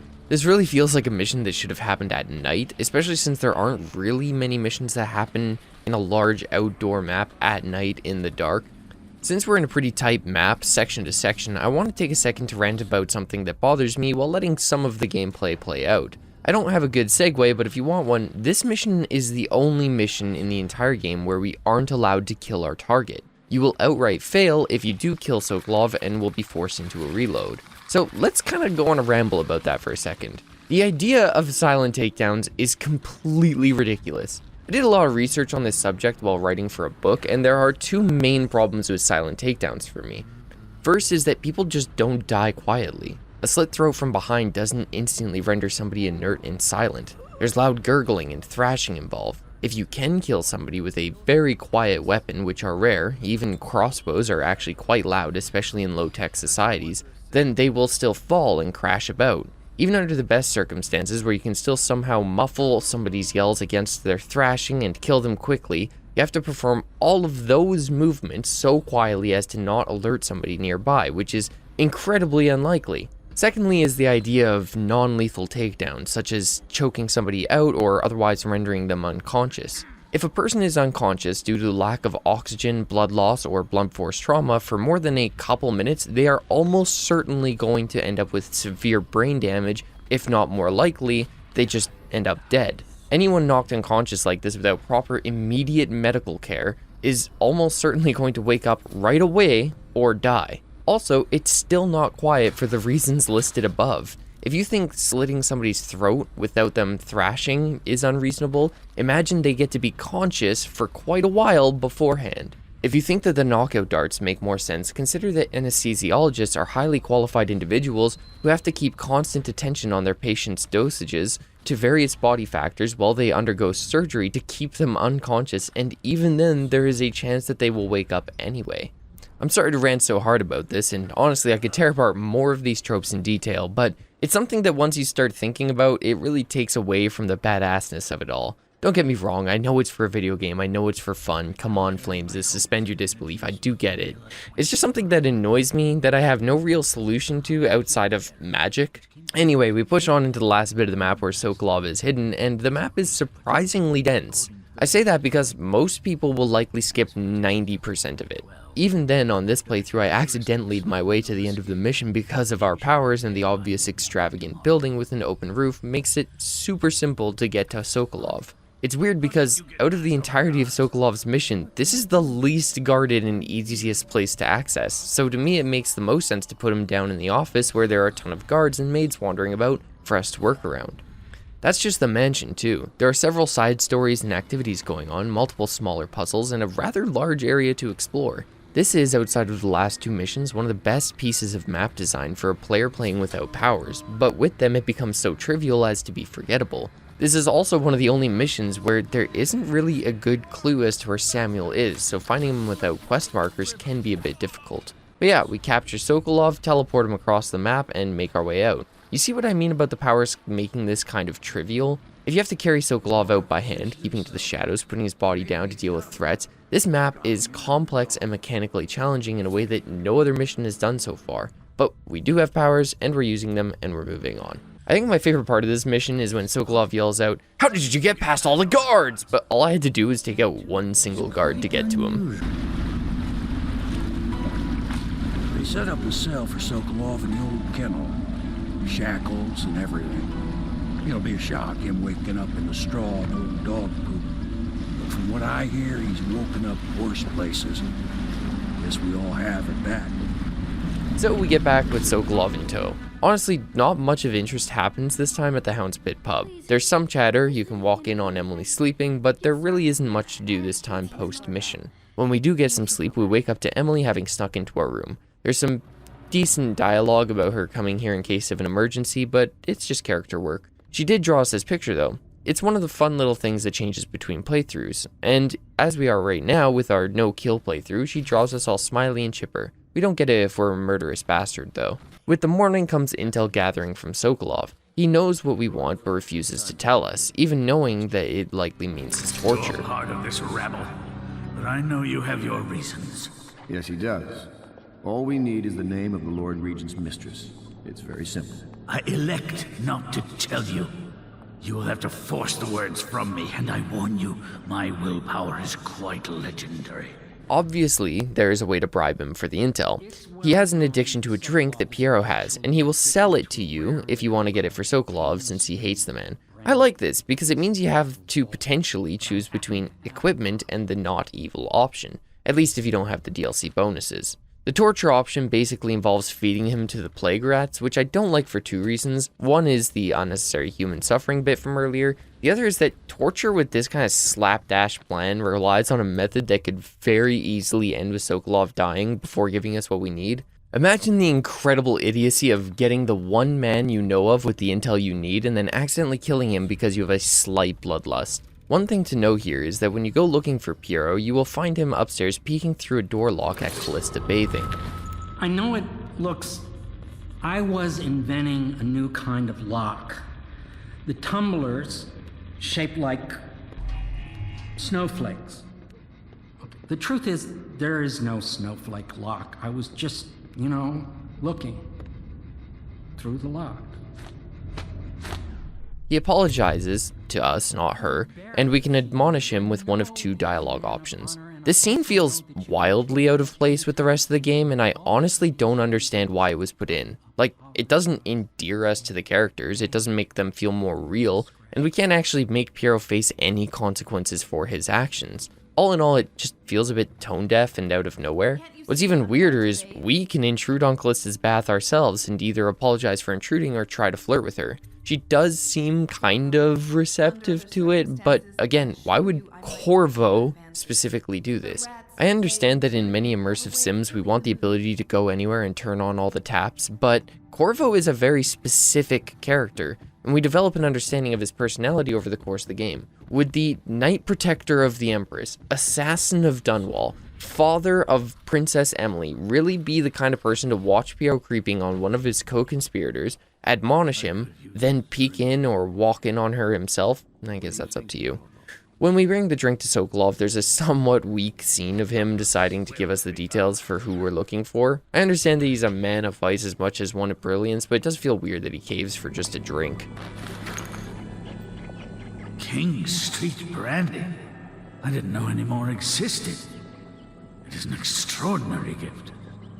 I see I'm dealing with men of taste. I can tell you this much. She was always referred to as Lady Boyle. I painted her to be sure, but I never saw her face or learned her first name. You see, I painted her from behind. I assure you, she still makes a striking portrait. But I do not know which Boyle she is. I was to be introduced to her at a masked ball in her honor this very night. But I will miss that party, it seems. A masked ball at the Boyle estate. Tonight, the timing is perfect, Corvo. But the Boyles are wealthy and ruthless, so security will be very tight. Of course, you already have a mask, don't you, Corvo? He's right. You will be able to mingle with them once you're on the grounds. You'll have to find out which of the Boyle women is connected to the Lord Regent and take her out in whatever way you can devise. We're very close now. If you do this tonight, we'll be able to strike at the Lord Regent himself and put Emily on the throne. May the wind favor you. Alright, we got some info. Not a ton, but enough to go on in order to get situated and work the rest out ourselves. So we head over to Boyle's Manor to take out the benefactor of the Lord Regent. The Boyle costume ball, huh? Well, that'll be fun, but not for everybody. You ready?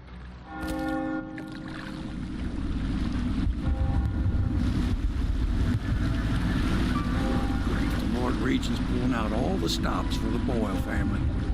I didn't think there'd be tall boys patrolling here tonight. Watch yourself, Corvo. They don't fool around. The good news is, once you get to the party, that mask of yours will let you blend right in. Enjoy your evening out with the folk of quality. Better you than me. Tall boys are a kind of cool concept that makes me think of stories I heard of people using stilts during the times of plague, but I'm like 90% sure that's not true. Basically, these are stilt walkers who use incendiary bows to take people out from up high, and they do it well. They also can't be taken down non-lethally as they're wearing armor that prevents the sleep darts from landing and can't be choked out from behind. They're blocking the entrance, but they actually aren't that hard to navigate past. What's funny to me in particular is that once you're past the door, you can just walk around as a normal person without issue. I have to imagine that some of the guests were just like straight up killed on their way to this party. So let's talk about the setup here because it's actually quite good. Out of all the chapters in this game, it may have the most unique personality, and I think it's the one that stands out in most players' minds. You're at a masked ball and you need to figure out which one of the three Boyle sisters is our target. They've color coordinated to be dressed in all of one color, red, white, and black. With the lack of any name, face, or useful details of any kind, it's left up to us to figure out in the moment who we are looking for. There are several different ways to do this depending on your methodology.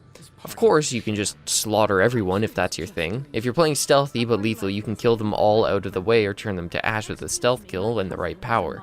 If you're playing a perfectionist route, you can gather which one is our target using clues from the other guests or various notes upstairs, which lead to a sealed section where if you get caught, you will enter combat. Lastly, if you're playing non-lethal, then you have to meet up with another guest who will help you get rid of the sister you're looking for. In a game with the core idea of player freedom, which up until now has done rather well with that goal, this chapter feels like it offers the player the most options to approach the problem in their own way. Because the mission is more than simply go here and kill this person or go here and save this person, the entire chapter feels fresh and distinct from every other one in the game.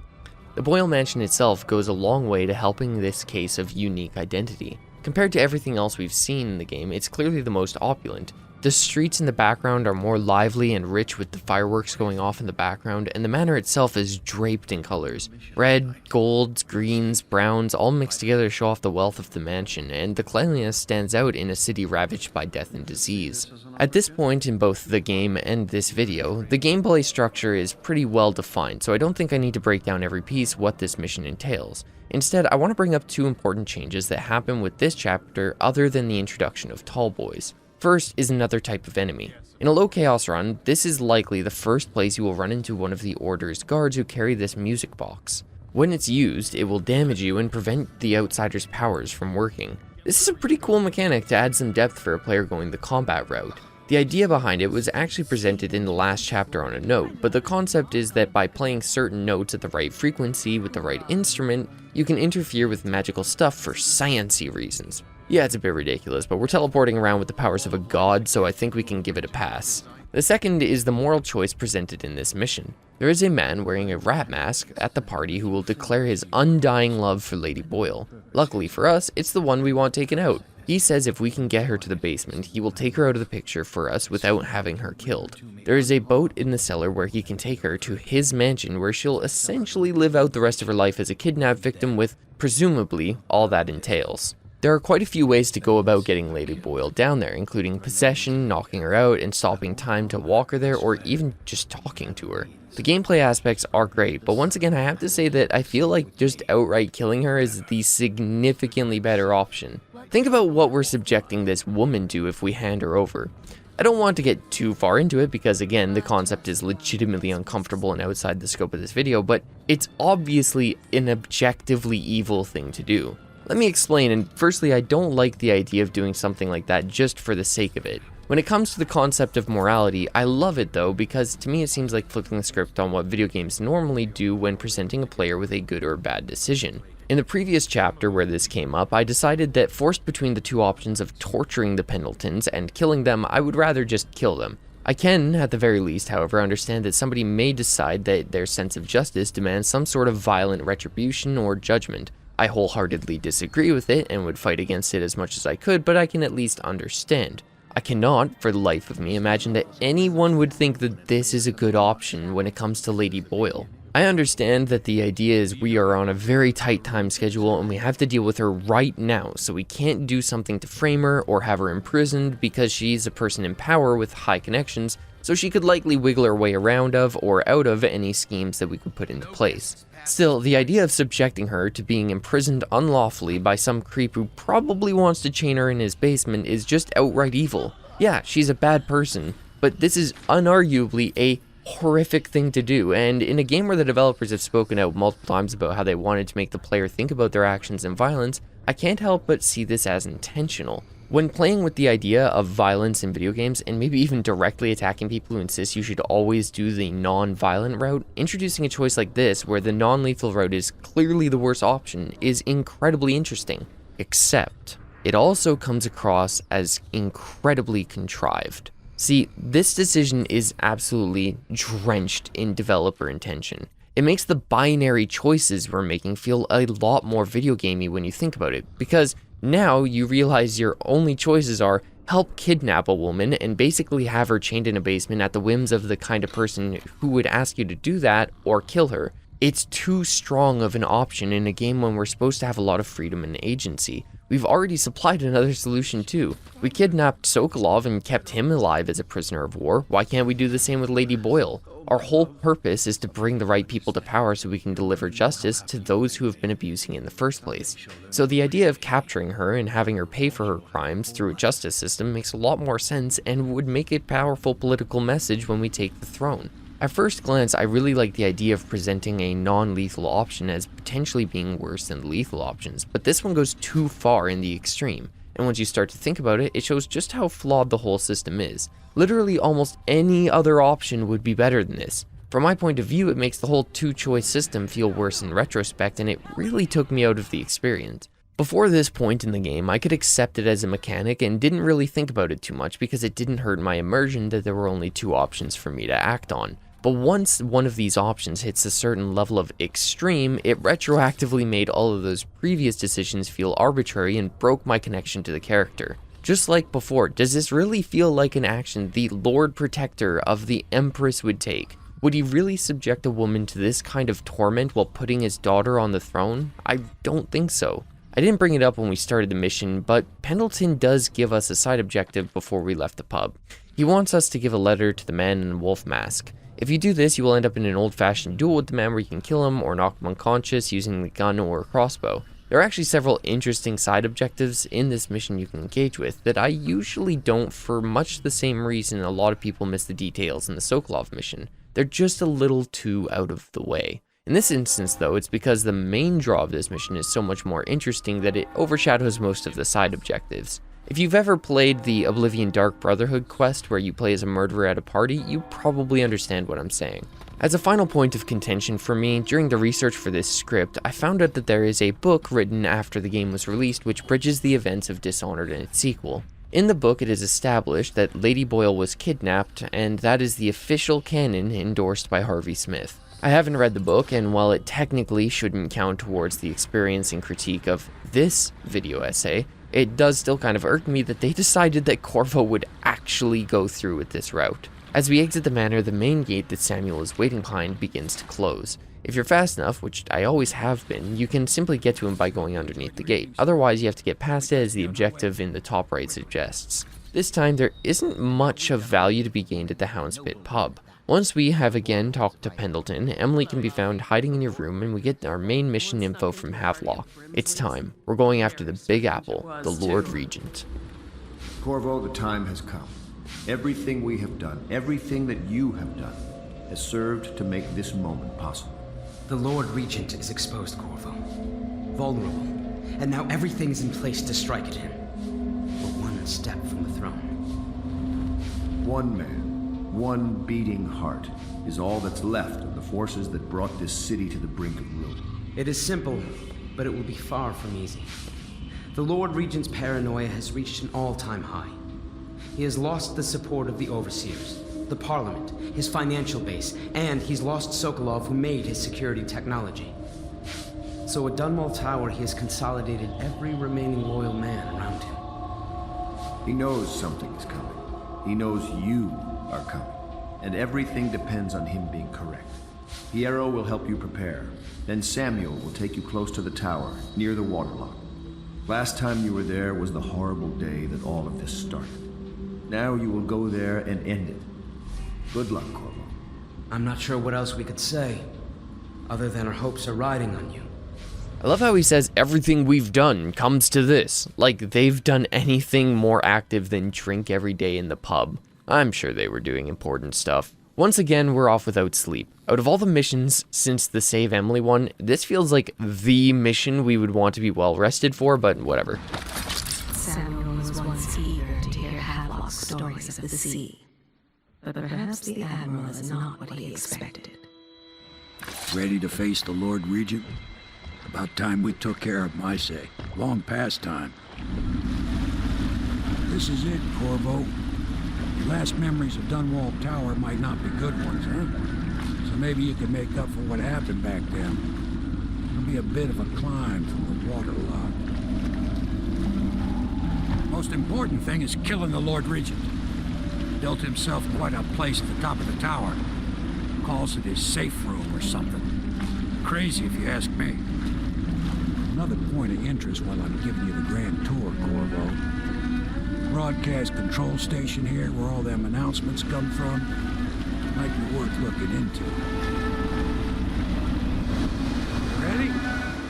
Next time I see you, the Lord Regent will be dead. And if not, well, it was an honor to serve with you.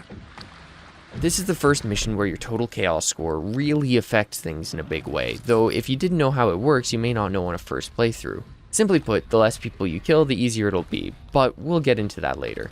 There's something about Samuel saying that it was an honor to work with us if anything goes wrong that just hits home with me. We've come back to the start of the game in a way. Now we're a super assassin with gifts from a literal god though. Going up the way we came in initially can now have some legitimate impact since it was so easy the first time. Also, we now have to get much further in. There's a significant boost to security, and this is true for both runs. Outside of Dunwall Tower, we have several means of ingress, much like every other level, but to me, at least, this one is a bit more impressive. Obviously, that's because this is what we've been working towards the whole time, but also just look at this. The tower is imposing with lights everywhere, the moon shining directly behind it. There is a clear symbol of power in this setup, and it is technically on the less guarded no-kill playthrough. There are guards around, but at this point you should be comfortable enough with the level design to easily make your way around them.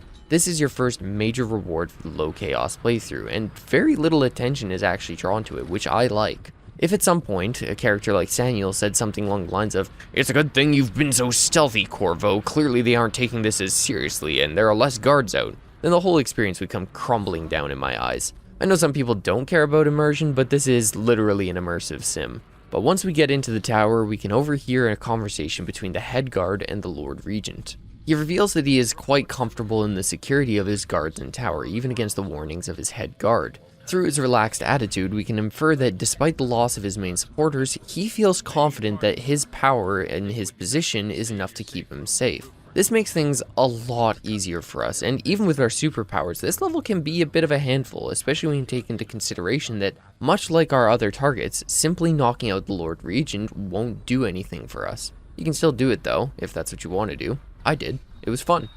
This level is quite large, though as is becoming the running theme, you may notice most of it is entirely skippable with our god powers. I want to reiterate that if you're looking for a challenge on any difficult that is legitimately enjoyable, try a no power playthrough. Even if you've played before or are experienced with the game, you'll probably find this to be the most fun you can have because you're forced into actually using the levels, which are really well designed. The way you're meant to solve this non-lethally comes down to a lot more exploration than before. This is where the recordings for the city are read and broadcast from. You can find the man in the middle of one of the recordings, and it's actually kind of cool to meet the guy you've heard all over the city face to face. He's quick to sell out the Lord Regent, mostly because he doesn't want to die. Please don't hurt me. You're here to kill the Regent, aren't you? He says the Lord has recorded most of his crimes to audio log and that they're in his safe room, which he's conveniently got the code for. This kind of sucks. Honestly, it's such a weak ending to this character no matter how you go about it. You're telling me that not only was the Lord Regent smart enough to get into the position he's in, and manipulate those around him in a time of chaos and death well enough to keep said position, he's also dumb enough to record confessions to his crimes and keep said recordings in the most obvious place and act in a way that would allow this low-level nobody to get the code to his private safe? It really does ring of a Deus Ex Machina, and it just sucks. All the tension and the concepts surrounding this character are just ruined. There's no conversation with him, there's no back and forth of ideology or him trying to convince you that it was necessary. There's just really no character to him at all. He's basically just a goalpost and a bowling pin, and that's it. He gets arrested by his men, and we leave. I beg you. You nearly destroyed this city. No amount of money will undo that.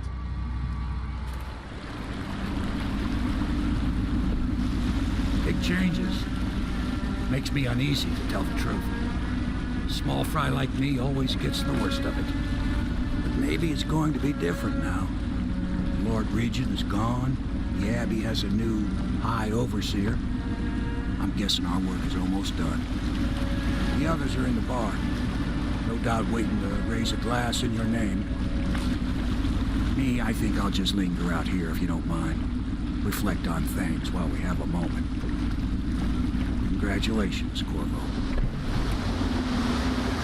Samuel's thoughts and reflections are grounded and honestly fairly realistic. As always, he's just my favorite character. Maybe it's because I can relate more to this poor boatman caught up in events much larger than himself with people who have all the power where he has none, so much better than I can with Corvo. Still, we get back to applause. We've done it. Government overthrown, Emily saved, and time for assassinations is over. The rest of the work falls to Havelock, Martin, and Pendleton. Finally, they get to do something useful. Word is spreading all over the city. The tyranny is over. By this time tomorrow, Emily will be on the throne. After that, we'll clear your name and put everything we've got into rebuilding the city. I wish there were more of a city to rule. Most of Dunwall is rats and corpses. The Admiral was right, I'm afraid. Corvo, you did your job while the rest of us sat on our asses. Our work starts tomorrow. Tonight, rest easy. Tomorrow, we crown an empress. To Corvo, the man who served to change the course of history. To Emily Cole, and the new dawn rising for Dunwall and the Empire. We share a drink with the lads and we can talk to the various people. Emily will need an education beyond being a terrible artist. You'll always drink free at the Hound. Of course not. We should hold a reunion. I just think I should have a central role. She trusts me. It's true, she does, but she should trust all of us. Don't you trust me, Callista?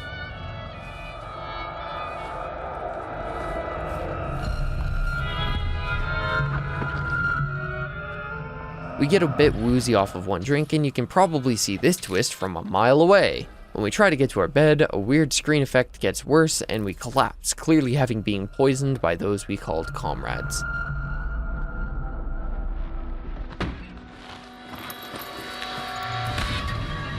Samuel, you move like you've been drinking.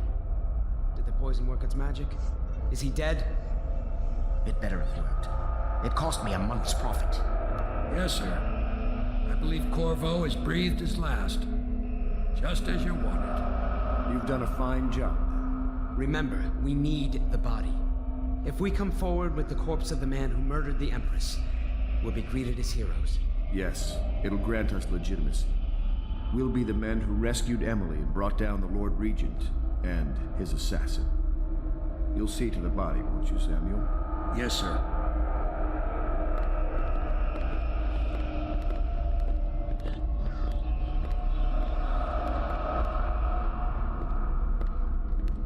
I'm sorry something terrible, Corvo, but I only gave you half the poison.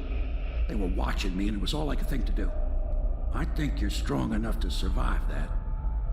I'll put you on a raft and then I've got to ship out myself before they find out I've gone against their wishes. Snakes. They'll want to do the same to me as soon as I've outlived my uses. Hopefully you'll wake up and find your way out of this cursed city. So we've been poisoned, but our resident good boy Samuel saved us by only giving us half the amount. We're being taken away by the assassins we've run into before while exploring the city, and this scene is honestly a bit tedious, so I'm just going to talk over it rather than let the dialogue play. If you thought I disliked the revelation that the Lord Regent was an incompetent, then oh boy do I have some bad news for you. By far and away, I consider this twist to be objectively the worst part in the entire game's story, and the following gameplay segment to be the worst gameplay in the entire game.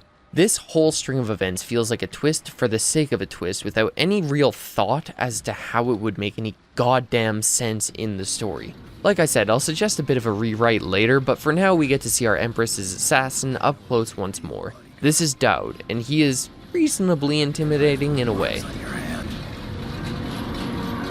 A gift from your friend. The one who talks to you in the dark. Talks to you when you visit his shrines. I visited those shrines too. You could be forgiven for thinking that we've been killed when we arrive once more at the Outsider's realms. Spoilers, we aren't dead. As if to add one more twist to the knife that is killing this story, the Outsider shows up and recaps everything that just happened in this very scene. Your friends poisoned you and dumped your body in the river. For some reasons, we're alive though. We wake up in a vat, and despite the fact that Dowd knows we are both a highly skilled assassin and someone with superpowers of the Outsider, he figures that this unguarded vat would be enough to keep us trapped. You can actually even get out of here without the use of powers if you try. So let's break some things down because it may be a bit hard to follow if I don't address exactly what's happening. At the end of the scene with Dowd, he throws away all of our gear excluding our mask. When we escape from the vat, we get a sword and one of each elixir. From here on out, we have to make our way to deal with the newest threat, the assassin of the Empress. Between us are some rather sprawling zones infested with weepers, weird wildlife, and the assassins of Dowd who sport a number of powers, including some that we don't have access to. From a gameplay standpoint, this is actually rather interesting, if a bit cliched, to start with. We're clearly being handicapped in a lot of important ways. We have next to no consumables, our main weapons are all gone, thus our ranged knockout tool is gone. Out of all the missions up until now, this is clearly meant to be the test of our abilities when we've been limited level. The problem is we're not really that limited. With our literal magic, we're still very accomplished, and while there are quite a few enemies, for the two main areas, they aren't really in the way. So all in all, this mission feels mostly like a bit of fluff from both a narrative standpoint and a gameplay one. You have two options from here on. You can either go after your equipment or go after Dowd as you are. I like this option as it allows for a certain form of emergent storytelling. I kind of wish there was some real consequences to getting your equipment, since it implies that you're taking longer to deal with both the threat of Dowd as well as the traitors we've been helping secure the throne with up until now. As it stands, you're basically deciding whether or not you want more or less of a challenge. The puzzles in the area are somewhat engaging, but lack the usual creativity and environmental storytelling that this game has come to show. All in all, this section has a heavy feeling of, oh shit, we need to address the assassin of the Empress in some way, let's tack on an extra mission that deals with them. But unfortunately, the actual assassin of the Empress doesn't really matter in this story. That could be a good thing, but in this case, it isn't. The idea that we aren't special, that there is some whole group dedicated to the outsider working around and against us sometimes, but is never really fully explored or explained, is a great concept on paper. Sometimes, like in this situation, a resolution isn't necessary. It's been clearly implied that the assassin was simply hired to kill the Empress, and isn't the core issue here, so leaving them to one side but sometimes interfering with the player like in Chapter 2 is a great way of having a non-antagonistic force involved that still has gameplay and narrative consequences. In the inverse situation, where we want the assassin Dowd and his group of not-so-merry men directly involved with the story in some sort of meaningful conclusion, we would have to have them be built up in some way beyond the inciting incident. If, beyond appearing as a nondescript enemy, the assassins somehow interfered or even potentially helped us along the narrative path depending on our interests and alignment, then we could have a really solid ramping up of tensions when we're finally met face to face with Dowd. Furthermore, this could give a much better reason for our imprisonment or even the potential recruitment when we do meet. As it stands, however, this all feels a bit borderline Deus Ex-y. We happen to get poisoned by our current allies, one of them happens to save us, the boat we're left on instead of being dumped in a ditch happens to go through Dowd's territory, and he happens to let us live because of reasons. All in all, this whole situation is a bit of a miss narratively, even if the gameplay sections do have a bit more going for them. The initial zones are mostly wildlife and weepers with a couple of assassins to flavor the mix, but the actual assassin headquarters is great in terms of level design. To get through without being spotted or using quick saves takes a rather impressive amount of skill, and even taking on these forces in a fight would be rather difficult. Unlike the guard and clockwork soldiers we fought up until this point, these are trained assassins, and the level goes out of the way to make it feel like you're up against real professionals. They spot you quickly and easily, they teleport and use magic. Inside the buildings, you can see the recruits getting trained and tested, and as you approach Dowd's chambers, it will feel like there's a swarm of them even if the actual number of enemies in this level is quite limited. There are even some narrative choices that can affect how this level plays out in surprising ways. Back in Chapter 1, there's a dog kennel where you can kill all of the trained murder dogs. If you don't do this, then the assassins will have taken them in and they will be interspersed around the level to make things just that much harder. Unfortunately, the level design of this area is distinctly the weakest amongst pretty much all of the rest of the game. It really is a very linear path, almost feeling like the bridge to Sokolov but with less potential viable routes. Considering that this level is meant to be the epicenter of the mysterious, shadowy, and highly effective assassin hideout, it seems like there is a lot of missed potential. You could argue that there would be a limited number of entrances and exits, and that would make a ton of sense, but at the same time, if you know where you're going, you can get directly to the boss's private chambers with 1 or 2 teleports, so it's really not that secure. If that's the case though, I would expect them to have things to be more impermanent or maze-like, but neither are really the case. The room setup for Dowd kind of has this feeling of transience, but at the same time it's clear this group has been here for weeks by the way they have multiple rooms and patrols set up. Dowd has assassination targets mapped out over multiple surfaces, and they've even gone out of their way to make training sections that feel ironically video gamey, rather than reflecting what a normal room may be like in this world. I like to think this was on purpose so we can feel like badasses who already know this stuff, but if that's the case, then why does all this defense feel so mediocre? In summation, these levels can be engaging from a gameplay standpoint, but from a narrative and story one, this whole chapter feels out of place, rushed, or tacked on. Dowd is actually an incredibly complex boss fight from a design perspective. As a player, you will always be approaching him from one perspective, but But that perspective is one of many potential options. For non-lethal approaches, you can entirely skip this encounter just by taking the key and exiting the level, which I absolutely love. It takes real balls from a game developer to say, here's a really cool boss fight. You can totally skip them if you want, you just have to do a little bit of work. On that same note, you do have the side objective of stealing the man's belt to show him that you could have killed him, but didn't. Effectively, you're saying, I'm this much better than you, I don't even need to kill you. Flat out, I love this. Firstly, when you do decide to take him out, something you will immediately notice is that he is favored by the outsider much like you. He has protection against projectiles. You can't possess him, and if you slow down or stop time, he will continue to move slightly slower. This means that even the non-lethal routes have a bit of this oh shit excitement behind them. If you do decide to get into a confrontation with the man, things can get wild. Dowd has abilities you don't, and some that you do. He can even slow down time, which affects you greatly, and I adore this. I don't mean to gush, but actually making the player's movements slower and forcing you to combat the abilities you've likely used against others this whole time is just fantastic. If you use slow time, then all you do is counter his, bringing things back to normal. But he can also do the same to you if you slow time against him. Depending on your chaos levels, things can change dramatically again. At a low level, he will insist on taking you on one-to-one, man-to-man. But at a higher chaos level, he will bring in reinforcements to help deal with the murderous menace that is you. He will insist that you figure out who the outsider favors more. And to me, I feel like this is what separates him from Corvo.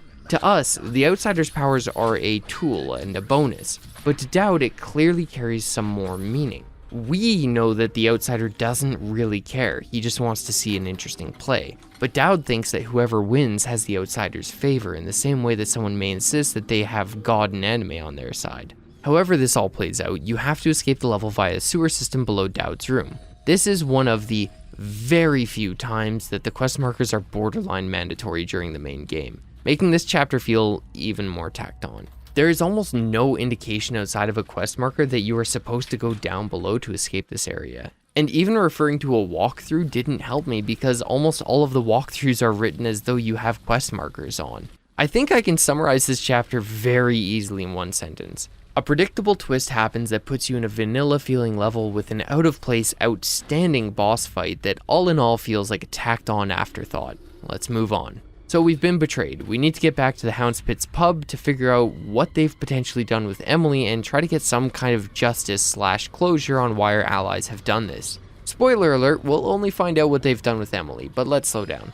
Our escape into the sewers has us coming to a rundown, plague-ridden area of Dunwall where people who are infected are sent to die. It's a rather square feeling level with only one real interesting side activity of helping some people escape the oppression of law and order. Ignoring them, which I've done in pretty much every playthrough, you have to get through several stilt walkers. There are some interesting conversations that you can listen to, such as the one where guards talk about the inhumanity of their situation. The obvious reason for this is to give them some kind of relatability in the final chapter, but being obvious does make it feel kind of token. The level does have a solid presentation, as the idea of sneaking past a group of silt striders and working our way back to a place that is once our area of safety naturally carries a certain weight. But it's again somewhat undermined by the rather rapid tying off of story threads that happen in the last quarter of the game. For example, if you've been dealing with Slackjaw as well as Granny Rags on top of dealing with Dowd and the Plague victims, you'll get a boss fight arena that deals with this B or C plot.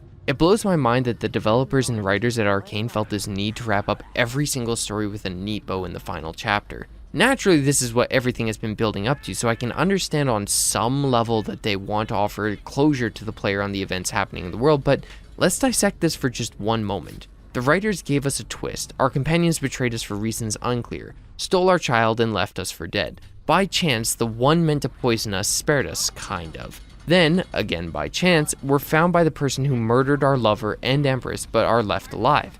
After dealing with that, we happen to come across a group of people dealing with the effects of the plague and the chaos system, and again happen across a story set up by Slackjaw and Granny Rags. Between being betrayed and finding our betrayers, there are nearly 3 different stories wrapping up at a breakneck pace, and none of them are good because of it. The Granny Rags fight is interesting on paper, she is borderline immortal. You need to find a doll of hers and then burn it in the furnace that is conveniently running, which takes away some of her powers. Once you do this, she is mortal and knockoutable, allowing for both a lethal and non-lethal playthrough. If you save Slackjaw at this point, which why wouldn't you, he gives you some couple hundred coin. Yay. We move on to one of the more infected zones for some basic inconsequential stealth action gameplay. This area between Dowd and the Hound's Pit is really just here to give a bit more justification to the chaos system and side quest. The level design is weak and linear, the action scenes feel disjointed and unconnected from the rest of the game and the levels we've worked through, and even wrapping up the B or C plots are kind of forgettable outside of the Granny Rags boss fight. If this whole section instead took place in the main streets of Dunwall, an area that the player is familiar with events changing and warping those familiar streets to the story and player-dependent settings, I could confidently say that this chapter would be amazing. Likewise, imagine if Dowd's base was just a bit off the map of Dunwall streets, where there were a couple of assassins that seemed just a bit out of place, and from there we worked our way through the main streets or Slackjaw's brewery to get back to the Hound's Pit pub, seeing the number of weepers or guards change depending on our actions and the interaction between Slackjaw and Granny Rags happening on home turf instead of a random location that we've never been to. A simple change in scenery could have really brought these closing plot elements home, but instead we're left with this incredibly linear, disjointed, and out-of-place Lego set of a wrap-up for most of our core decisions. With that, we arrive back at the Hound's Pit's pub. It's really that abrupt. So we get back and Cecilia, one of the unimportant NPCs, tells us that Havelock and the gang has had everyone rounded up and murdered on the spot. Piero and Sokolov managed to survive by shutting down his research lab with defenses, and Samuel survived by going out to sea instead of hanging around after the celebration. The entire area has been overrun by guards and clockwork soldiers. So much like in my previous example, we are dealing with an area that we think of as home turf. We need to figure out exactly where they took Emily, which we can find by going to Havelock's room. And there are a decent number of enemies holed up between us and the intel. Using our various abilities, it's not too much of a problem, but it's a good way to let the player use their knowledge of the Hound's Pit to their advantage when trying to deal with a large number of enemies. If you go to Piero's warehouse through the side entrance, you can find him and Sokolov discussing their elixir makeups and generally coping with the situation by talking about scientific research. They've set up a massive electrical beacon, a superpowered version of the ones you've run into before in various levels. This one can be programmed to knock everyone out or kill them in an entire block radius. I don't really know how they can make something spew out enough of an electrical current to knock everyone unconscious and not kill them, but I'm on board. It's simple enough to do, harkening back to the tutorial of the beginning of the game, which I appreciate. Putting in the whale oil tank will perform exactly as advertised. With the problems dealt with, we can now buy upgrades and fill our consumables for one last time. To get to Emily, we'll need transport, and in Emily's room, Callista has our solution. Samuel set up a flare gun for us to signal him, knowing that we would survive and make our way back. We launch it off, and our best boy comes back to us for one last ride. But Havelock will use puppet crews on the bench. Thought I'd find you here. It never pays to bet against you, does it? I saw the signal. I knew you'd be back, Corvo. I knew it. We'll need to get out of here soon. The Admiral controls the military now, Martin's High Overseer, and Pendleton's in favor with the aristocracy and Parliament. They need Emily, of course. But if Havelock senses that it's all about to fall down around him, who knows what he's liable to do. Good. Then it's one more trip across the river to where it meets the sea. That's where the Lord Regent was building his new lighthouse. Ought to be something to see. This is it, sir. Havelock Martin and Lord Pendleton landed there a while ago and went into the lighthouse. Knowing them, they're not giving up without a fight. I remember hearing the Admiral and Martin talking about this place as where they'd hold up if they had to. Anybody going in has to breach the fort, the gatehouse, and then there's only one way to the top.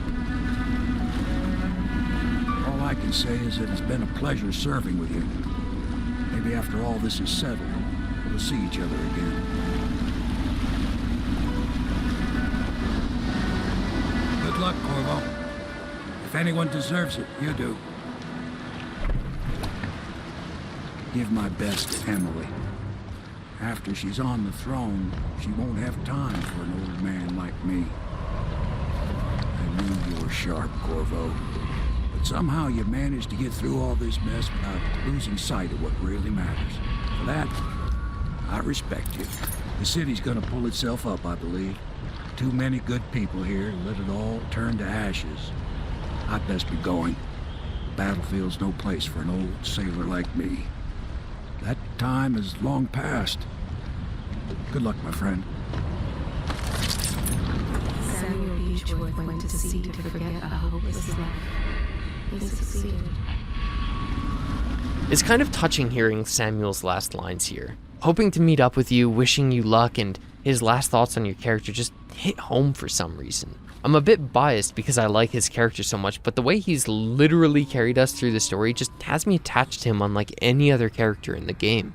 This is the final level in the game, and it's actually really good. They've taken all of the pieces you've been going up against throughout this entire game, and knowing that you're familiar with them and probably super powerful at this point, laid them out for you to overcome like the badass that you are. This level is super affected by your chaos score. As far as I'm aware, it's the only level with changes that account for the medium chaos score setting. There are a ton of enemies, various mechanical contraptions, and an interesting open layout that funnels into an elevator ride to where Emily is. The number of enemies and traps will be lower or higher depending on your chaos score, as well as a bunch of important story points. The environment will be stormy or bright out as well, for a nice touch of tone. I really love this level because whatever powers you've come to use or not use, you will almost certainly end up feeling like a badass in the end. For my stealth only playthrough, for example, finally going all out, abusing my teleport powers and my time stop abilities really helped drive home just how broken my character had become. It's a great final sandbox for you to play with,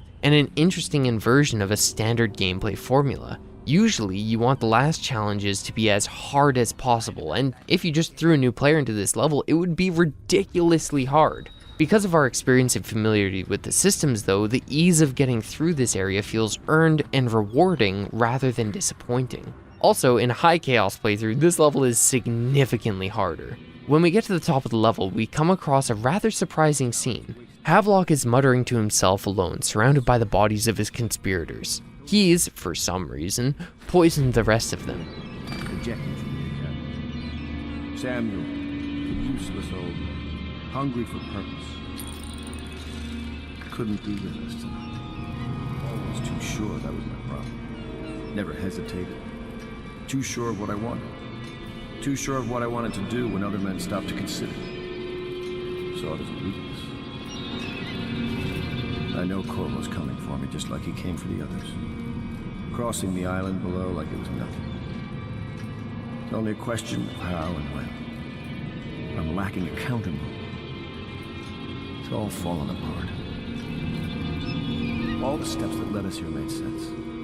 When I was young, I went to sea, took command of a ship, then made aimless men into sailors, made a collection of boats into a navy, then founded a conspiracy and almost led an empire. His ramblings don't really explain much for why he's once again betrayed everyone, and while the voice actor has really nailed his lines here, it doesn't help the fact that he feels so wishy-washy.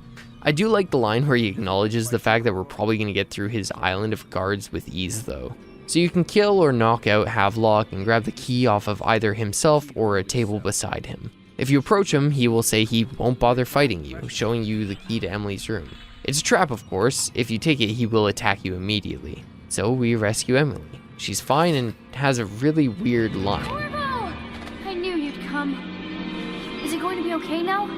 Will I be Empress? I didn't realize being the Empress was so important to her. Now we get to the outro delivered by the Outsider, a series of ending slides that is almost a staple of the immersive sim genre. There are a lot of things I like about this scene. Firstly, it's short, like most things in the game. The use of in-game graphics instead of some cutscene material shows a level of confidence in the game that I adore. With the setting being the floating rocks of the Outsider's plane, there's an almost dollhouse sense of view to our outro, and seeing Corvo for the first time in the entire game really helps bring the player out of the experience in a bookend kind of way. I do always feel a bit emotional at the end of the game because for all of its many issues, it is really easy to get immersed in it. This is also the first time where I feel like the Outsider's tone and voice acting really nails the delivery. He is still being monotone, but it fits for the epilogue of the game. Most of these slides have other versions depending on player actions, and seeing the smaller choices have consequences is a good way to remind the player of all the things that you've accomplished. By far my favorite is seeing Samuel as the new owner of the Hound's Pit pub, with Corvo just chilling with him. With the final goodbye from the outsider, the great outro song begins to play. Farewell, Corvo.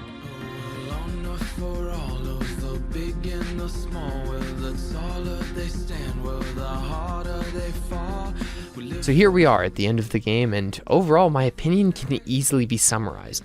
Amazing, engaging gameplay, mediocre story, and okay characters. The heights that this gameplay manages to reach pulls this out from the mid-level that the writing brought to the table. Like I said before, we're going to go over a rewrite that I had in mind that would make this a bit better in my opinion, while staying in line with the story that is already put together. Going forward with the rest of this overly long video essay though, I figure I should clarify the last quarter, so what we'll be addressing. First, we're going to go over the slides and major moments from the full violence playthrough at a very rapid pace, a couple paragraphs at most, I promise. Then we'll cover the rewrite, staying true to the current game's format and general storytelling.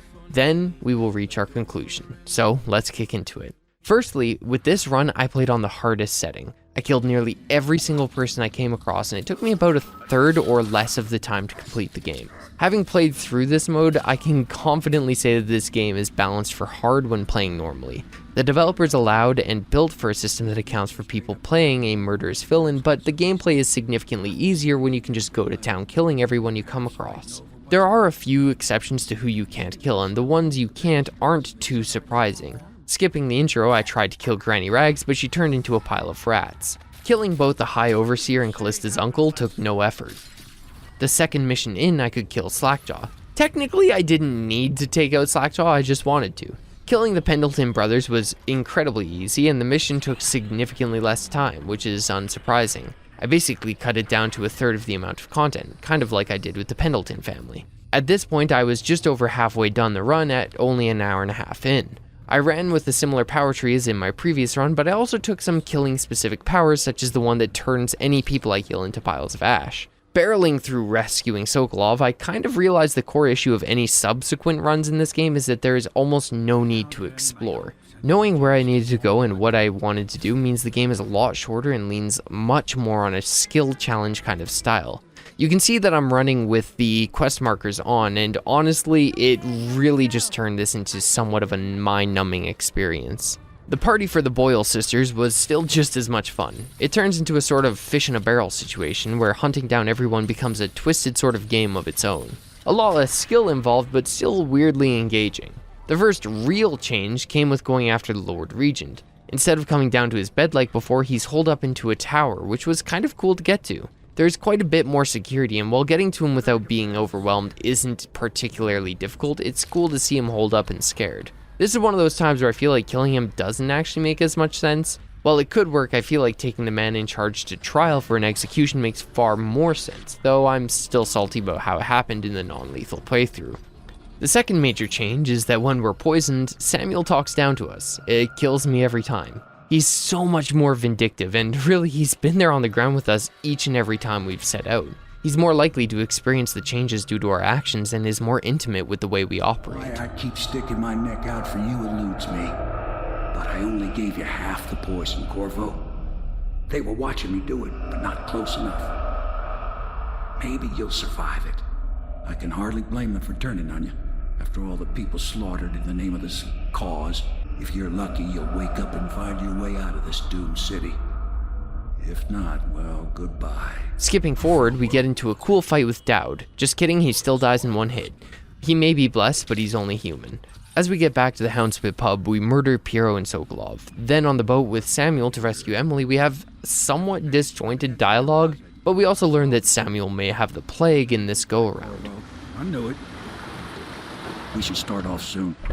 I've been feeling something in my bones, and if it's plague, well, I can't be counted on to drive this boat much longer. I really like this touch of story because it makes so much sense with Sam being around more and more plague and gore.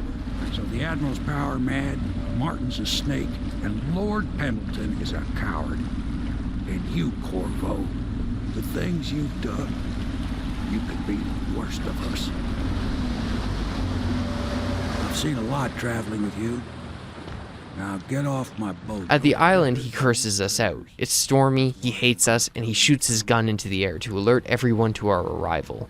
I hate to do it, but The island has the most changes. Everyone is on high alert. There are more guards and machines. The main group has betrayed each other and are all actively trying to kill each other. For example, Pendleton is lying here dying. Let's help him. At the end of the elevator, Havelock killed Callista and has Emily held hostage, either going to kill her or jump off with her. You take him out, ostensibly save Emily, and we get some new end cards.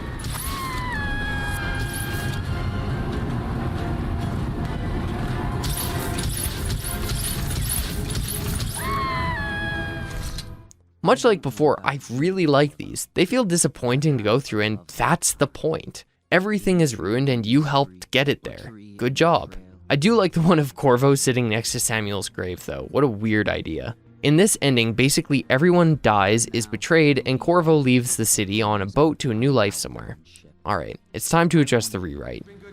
So let's start by understanding some basics about this story. It is, unfortunately, very poorly written and characterized. Every character is fairly one-note, and their roles in the story are only just good enough to be passable.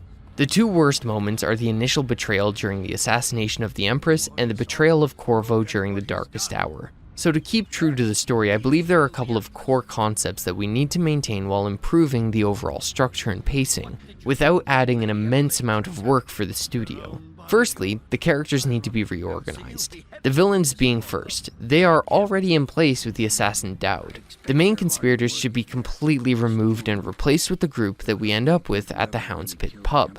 So no more Lord Regent with very little personality besides evil guy in charge. Instead, we have Havelock and his gang. The plot change can be as simple as this organization of assassins needs to be fettered out of Dunwall, and figuring out who hired them being secondary objective to rescuing Emily and their elimination. This sets up for future potential while still having a proper climax of removing an assassination group out of the city. They already kidnapped Emily in the beginning, so now they can be holding her at the end as well, meaning not much has to change, and their actions throughout the story and their placement in Dunwall makes more sense. So to start from the beginning, let's address our protagonists. We can have Havelock and Martin taking turns at genuinely torturing and interrogating Corvo. When they found Corvo cradling the Empress's corpse and Emily missing, they demand a story from him while attacking his account of events as ridiculous.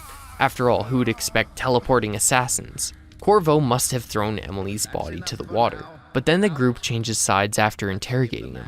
They break him out and tell him to get to Samuel to meet them at the Hound's Pit's pub. There they confide that they have found elements of conspiracy and strange rumors of the outsider. Coupling this with Emily's missing body and the commotion they heard when the fight took place, they believe Corvo, but the nobility and the order do not. They want him executed, so to exonerate him they must find the assassins, rescue Emily, and restore her to the throne. The rest of the game can play out more or less the same until we get to the point of betrayal.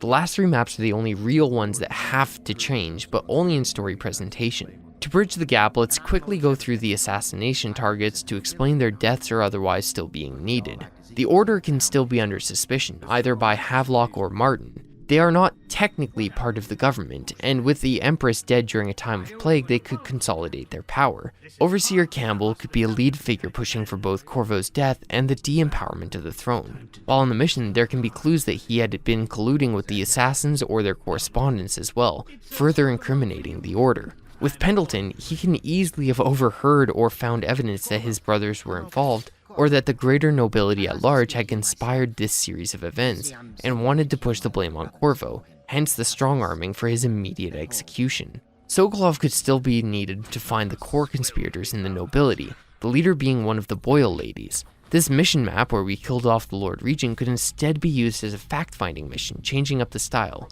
We're looking for intel to point us to the assassins before they can get away. With how well Arcane did in creating intuitive maps with environmental storytelling, I have full faith they could make this an interesting puzzle. Now for the last moments. The attack on Dowd should be intentional, not an effect of him kind of but not really holding Corvo captive. Since it's an assassination group, Corvo needs to go in solo to cut the head off the snake. If they caught wind of an army approaching, they would just dip.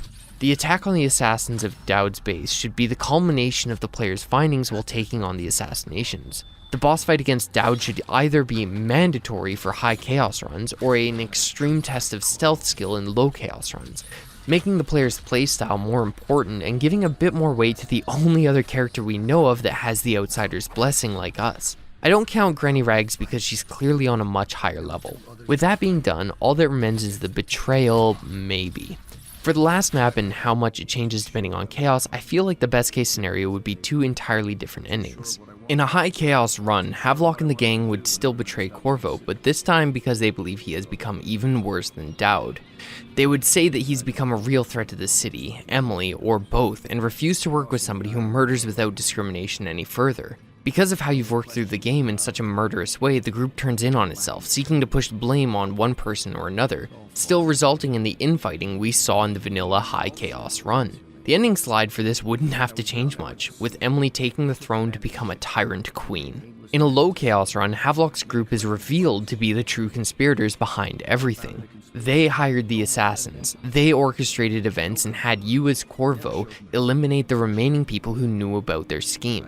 The reason this happens in a low chaos run is that Corvo is not blinded by rage and frightens the group. He is seeing things more clearly and puts the pieces of the puzzle together rather than fighting through a lens of bloodlust. Either way, I think these tweaks to the story would amount to minimal changes gameplay-wise while still making for a much more engaging story that doesn't rely on villains without substance or nonsensical betrayals for the sake of twist. It also builds a bigger world while keeping the stakes localized to our main cast. And so we've made it. Dishonored is a great game through its exceptional level design, artistic style, and gameplay, but it falls a bit short in the story department. In Dishonored, there is a genuine effort to make the player choices matter within the confines of the story, and to make these choices be tied to gameplay rather than things you just pick from a list. While ambitious, when it comes to addressing morality and the player involvement in the story, it struggles to fully realize this potential. Despite the game's shortcomings, Dishonored's world-building, characters, and environmental storytelling are incredibly immersive,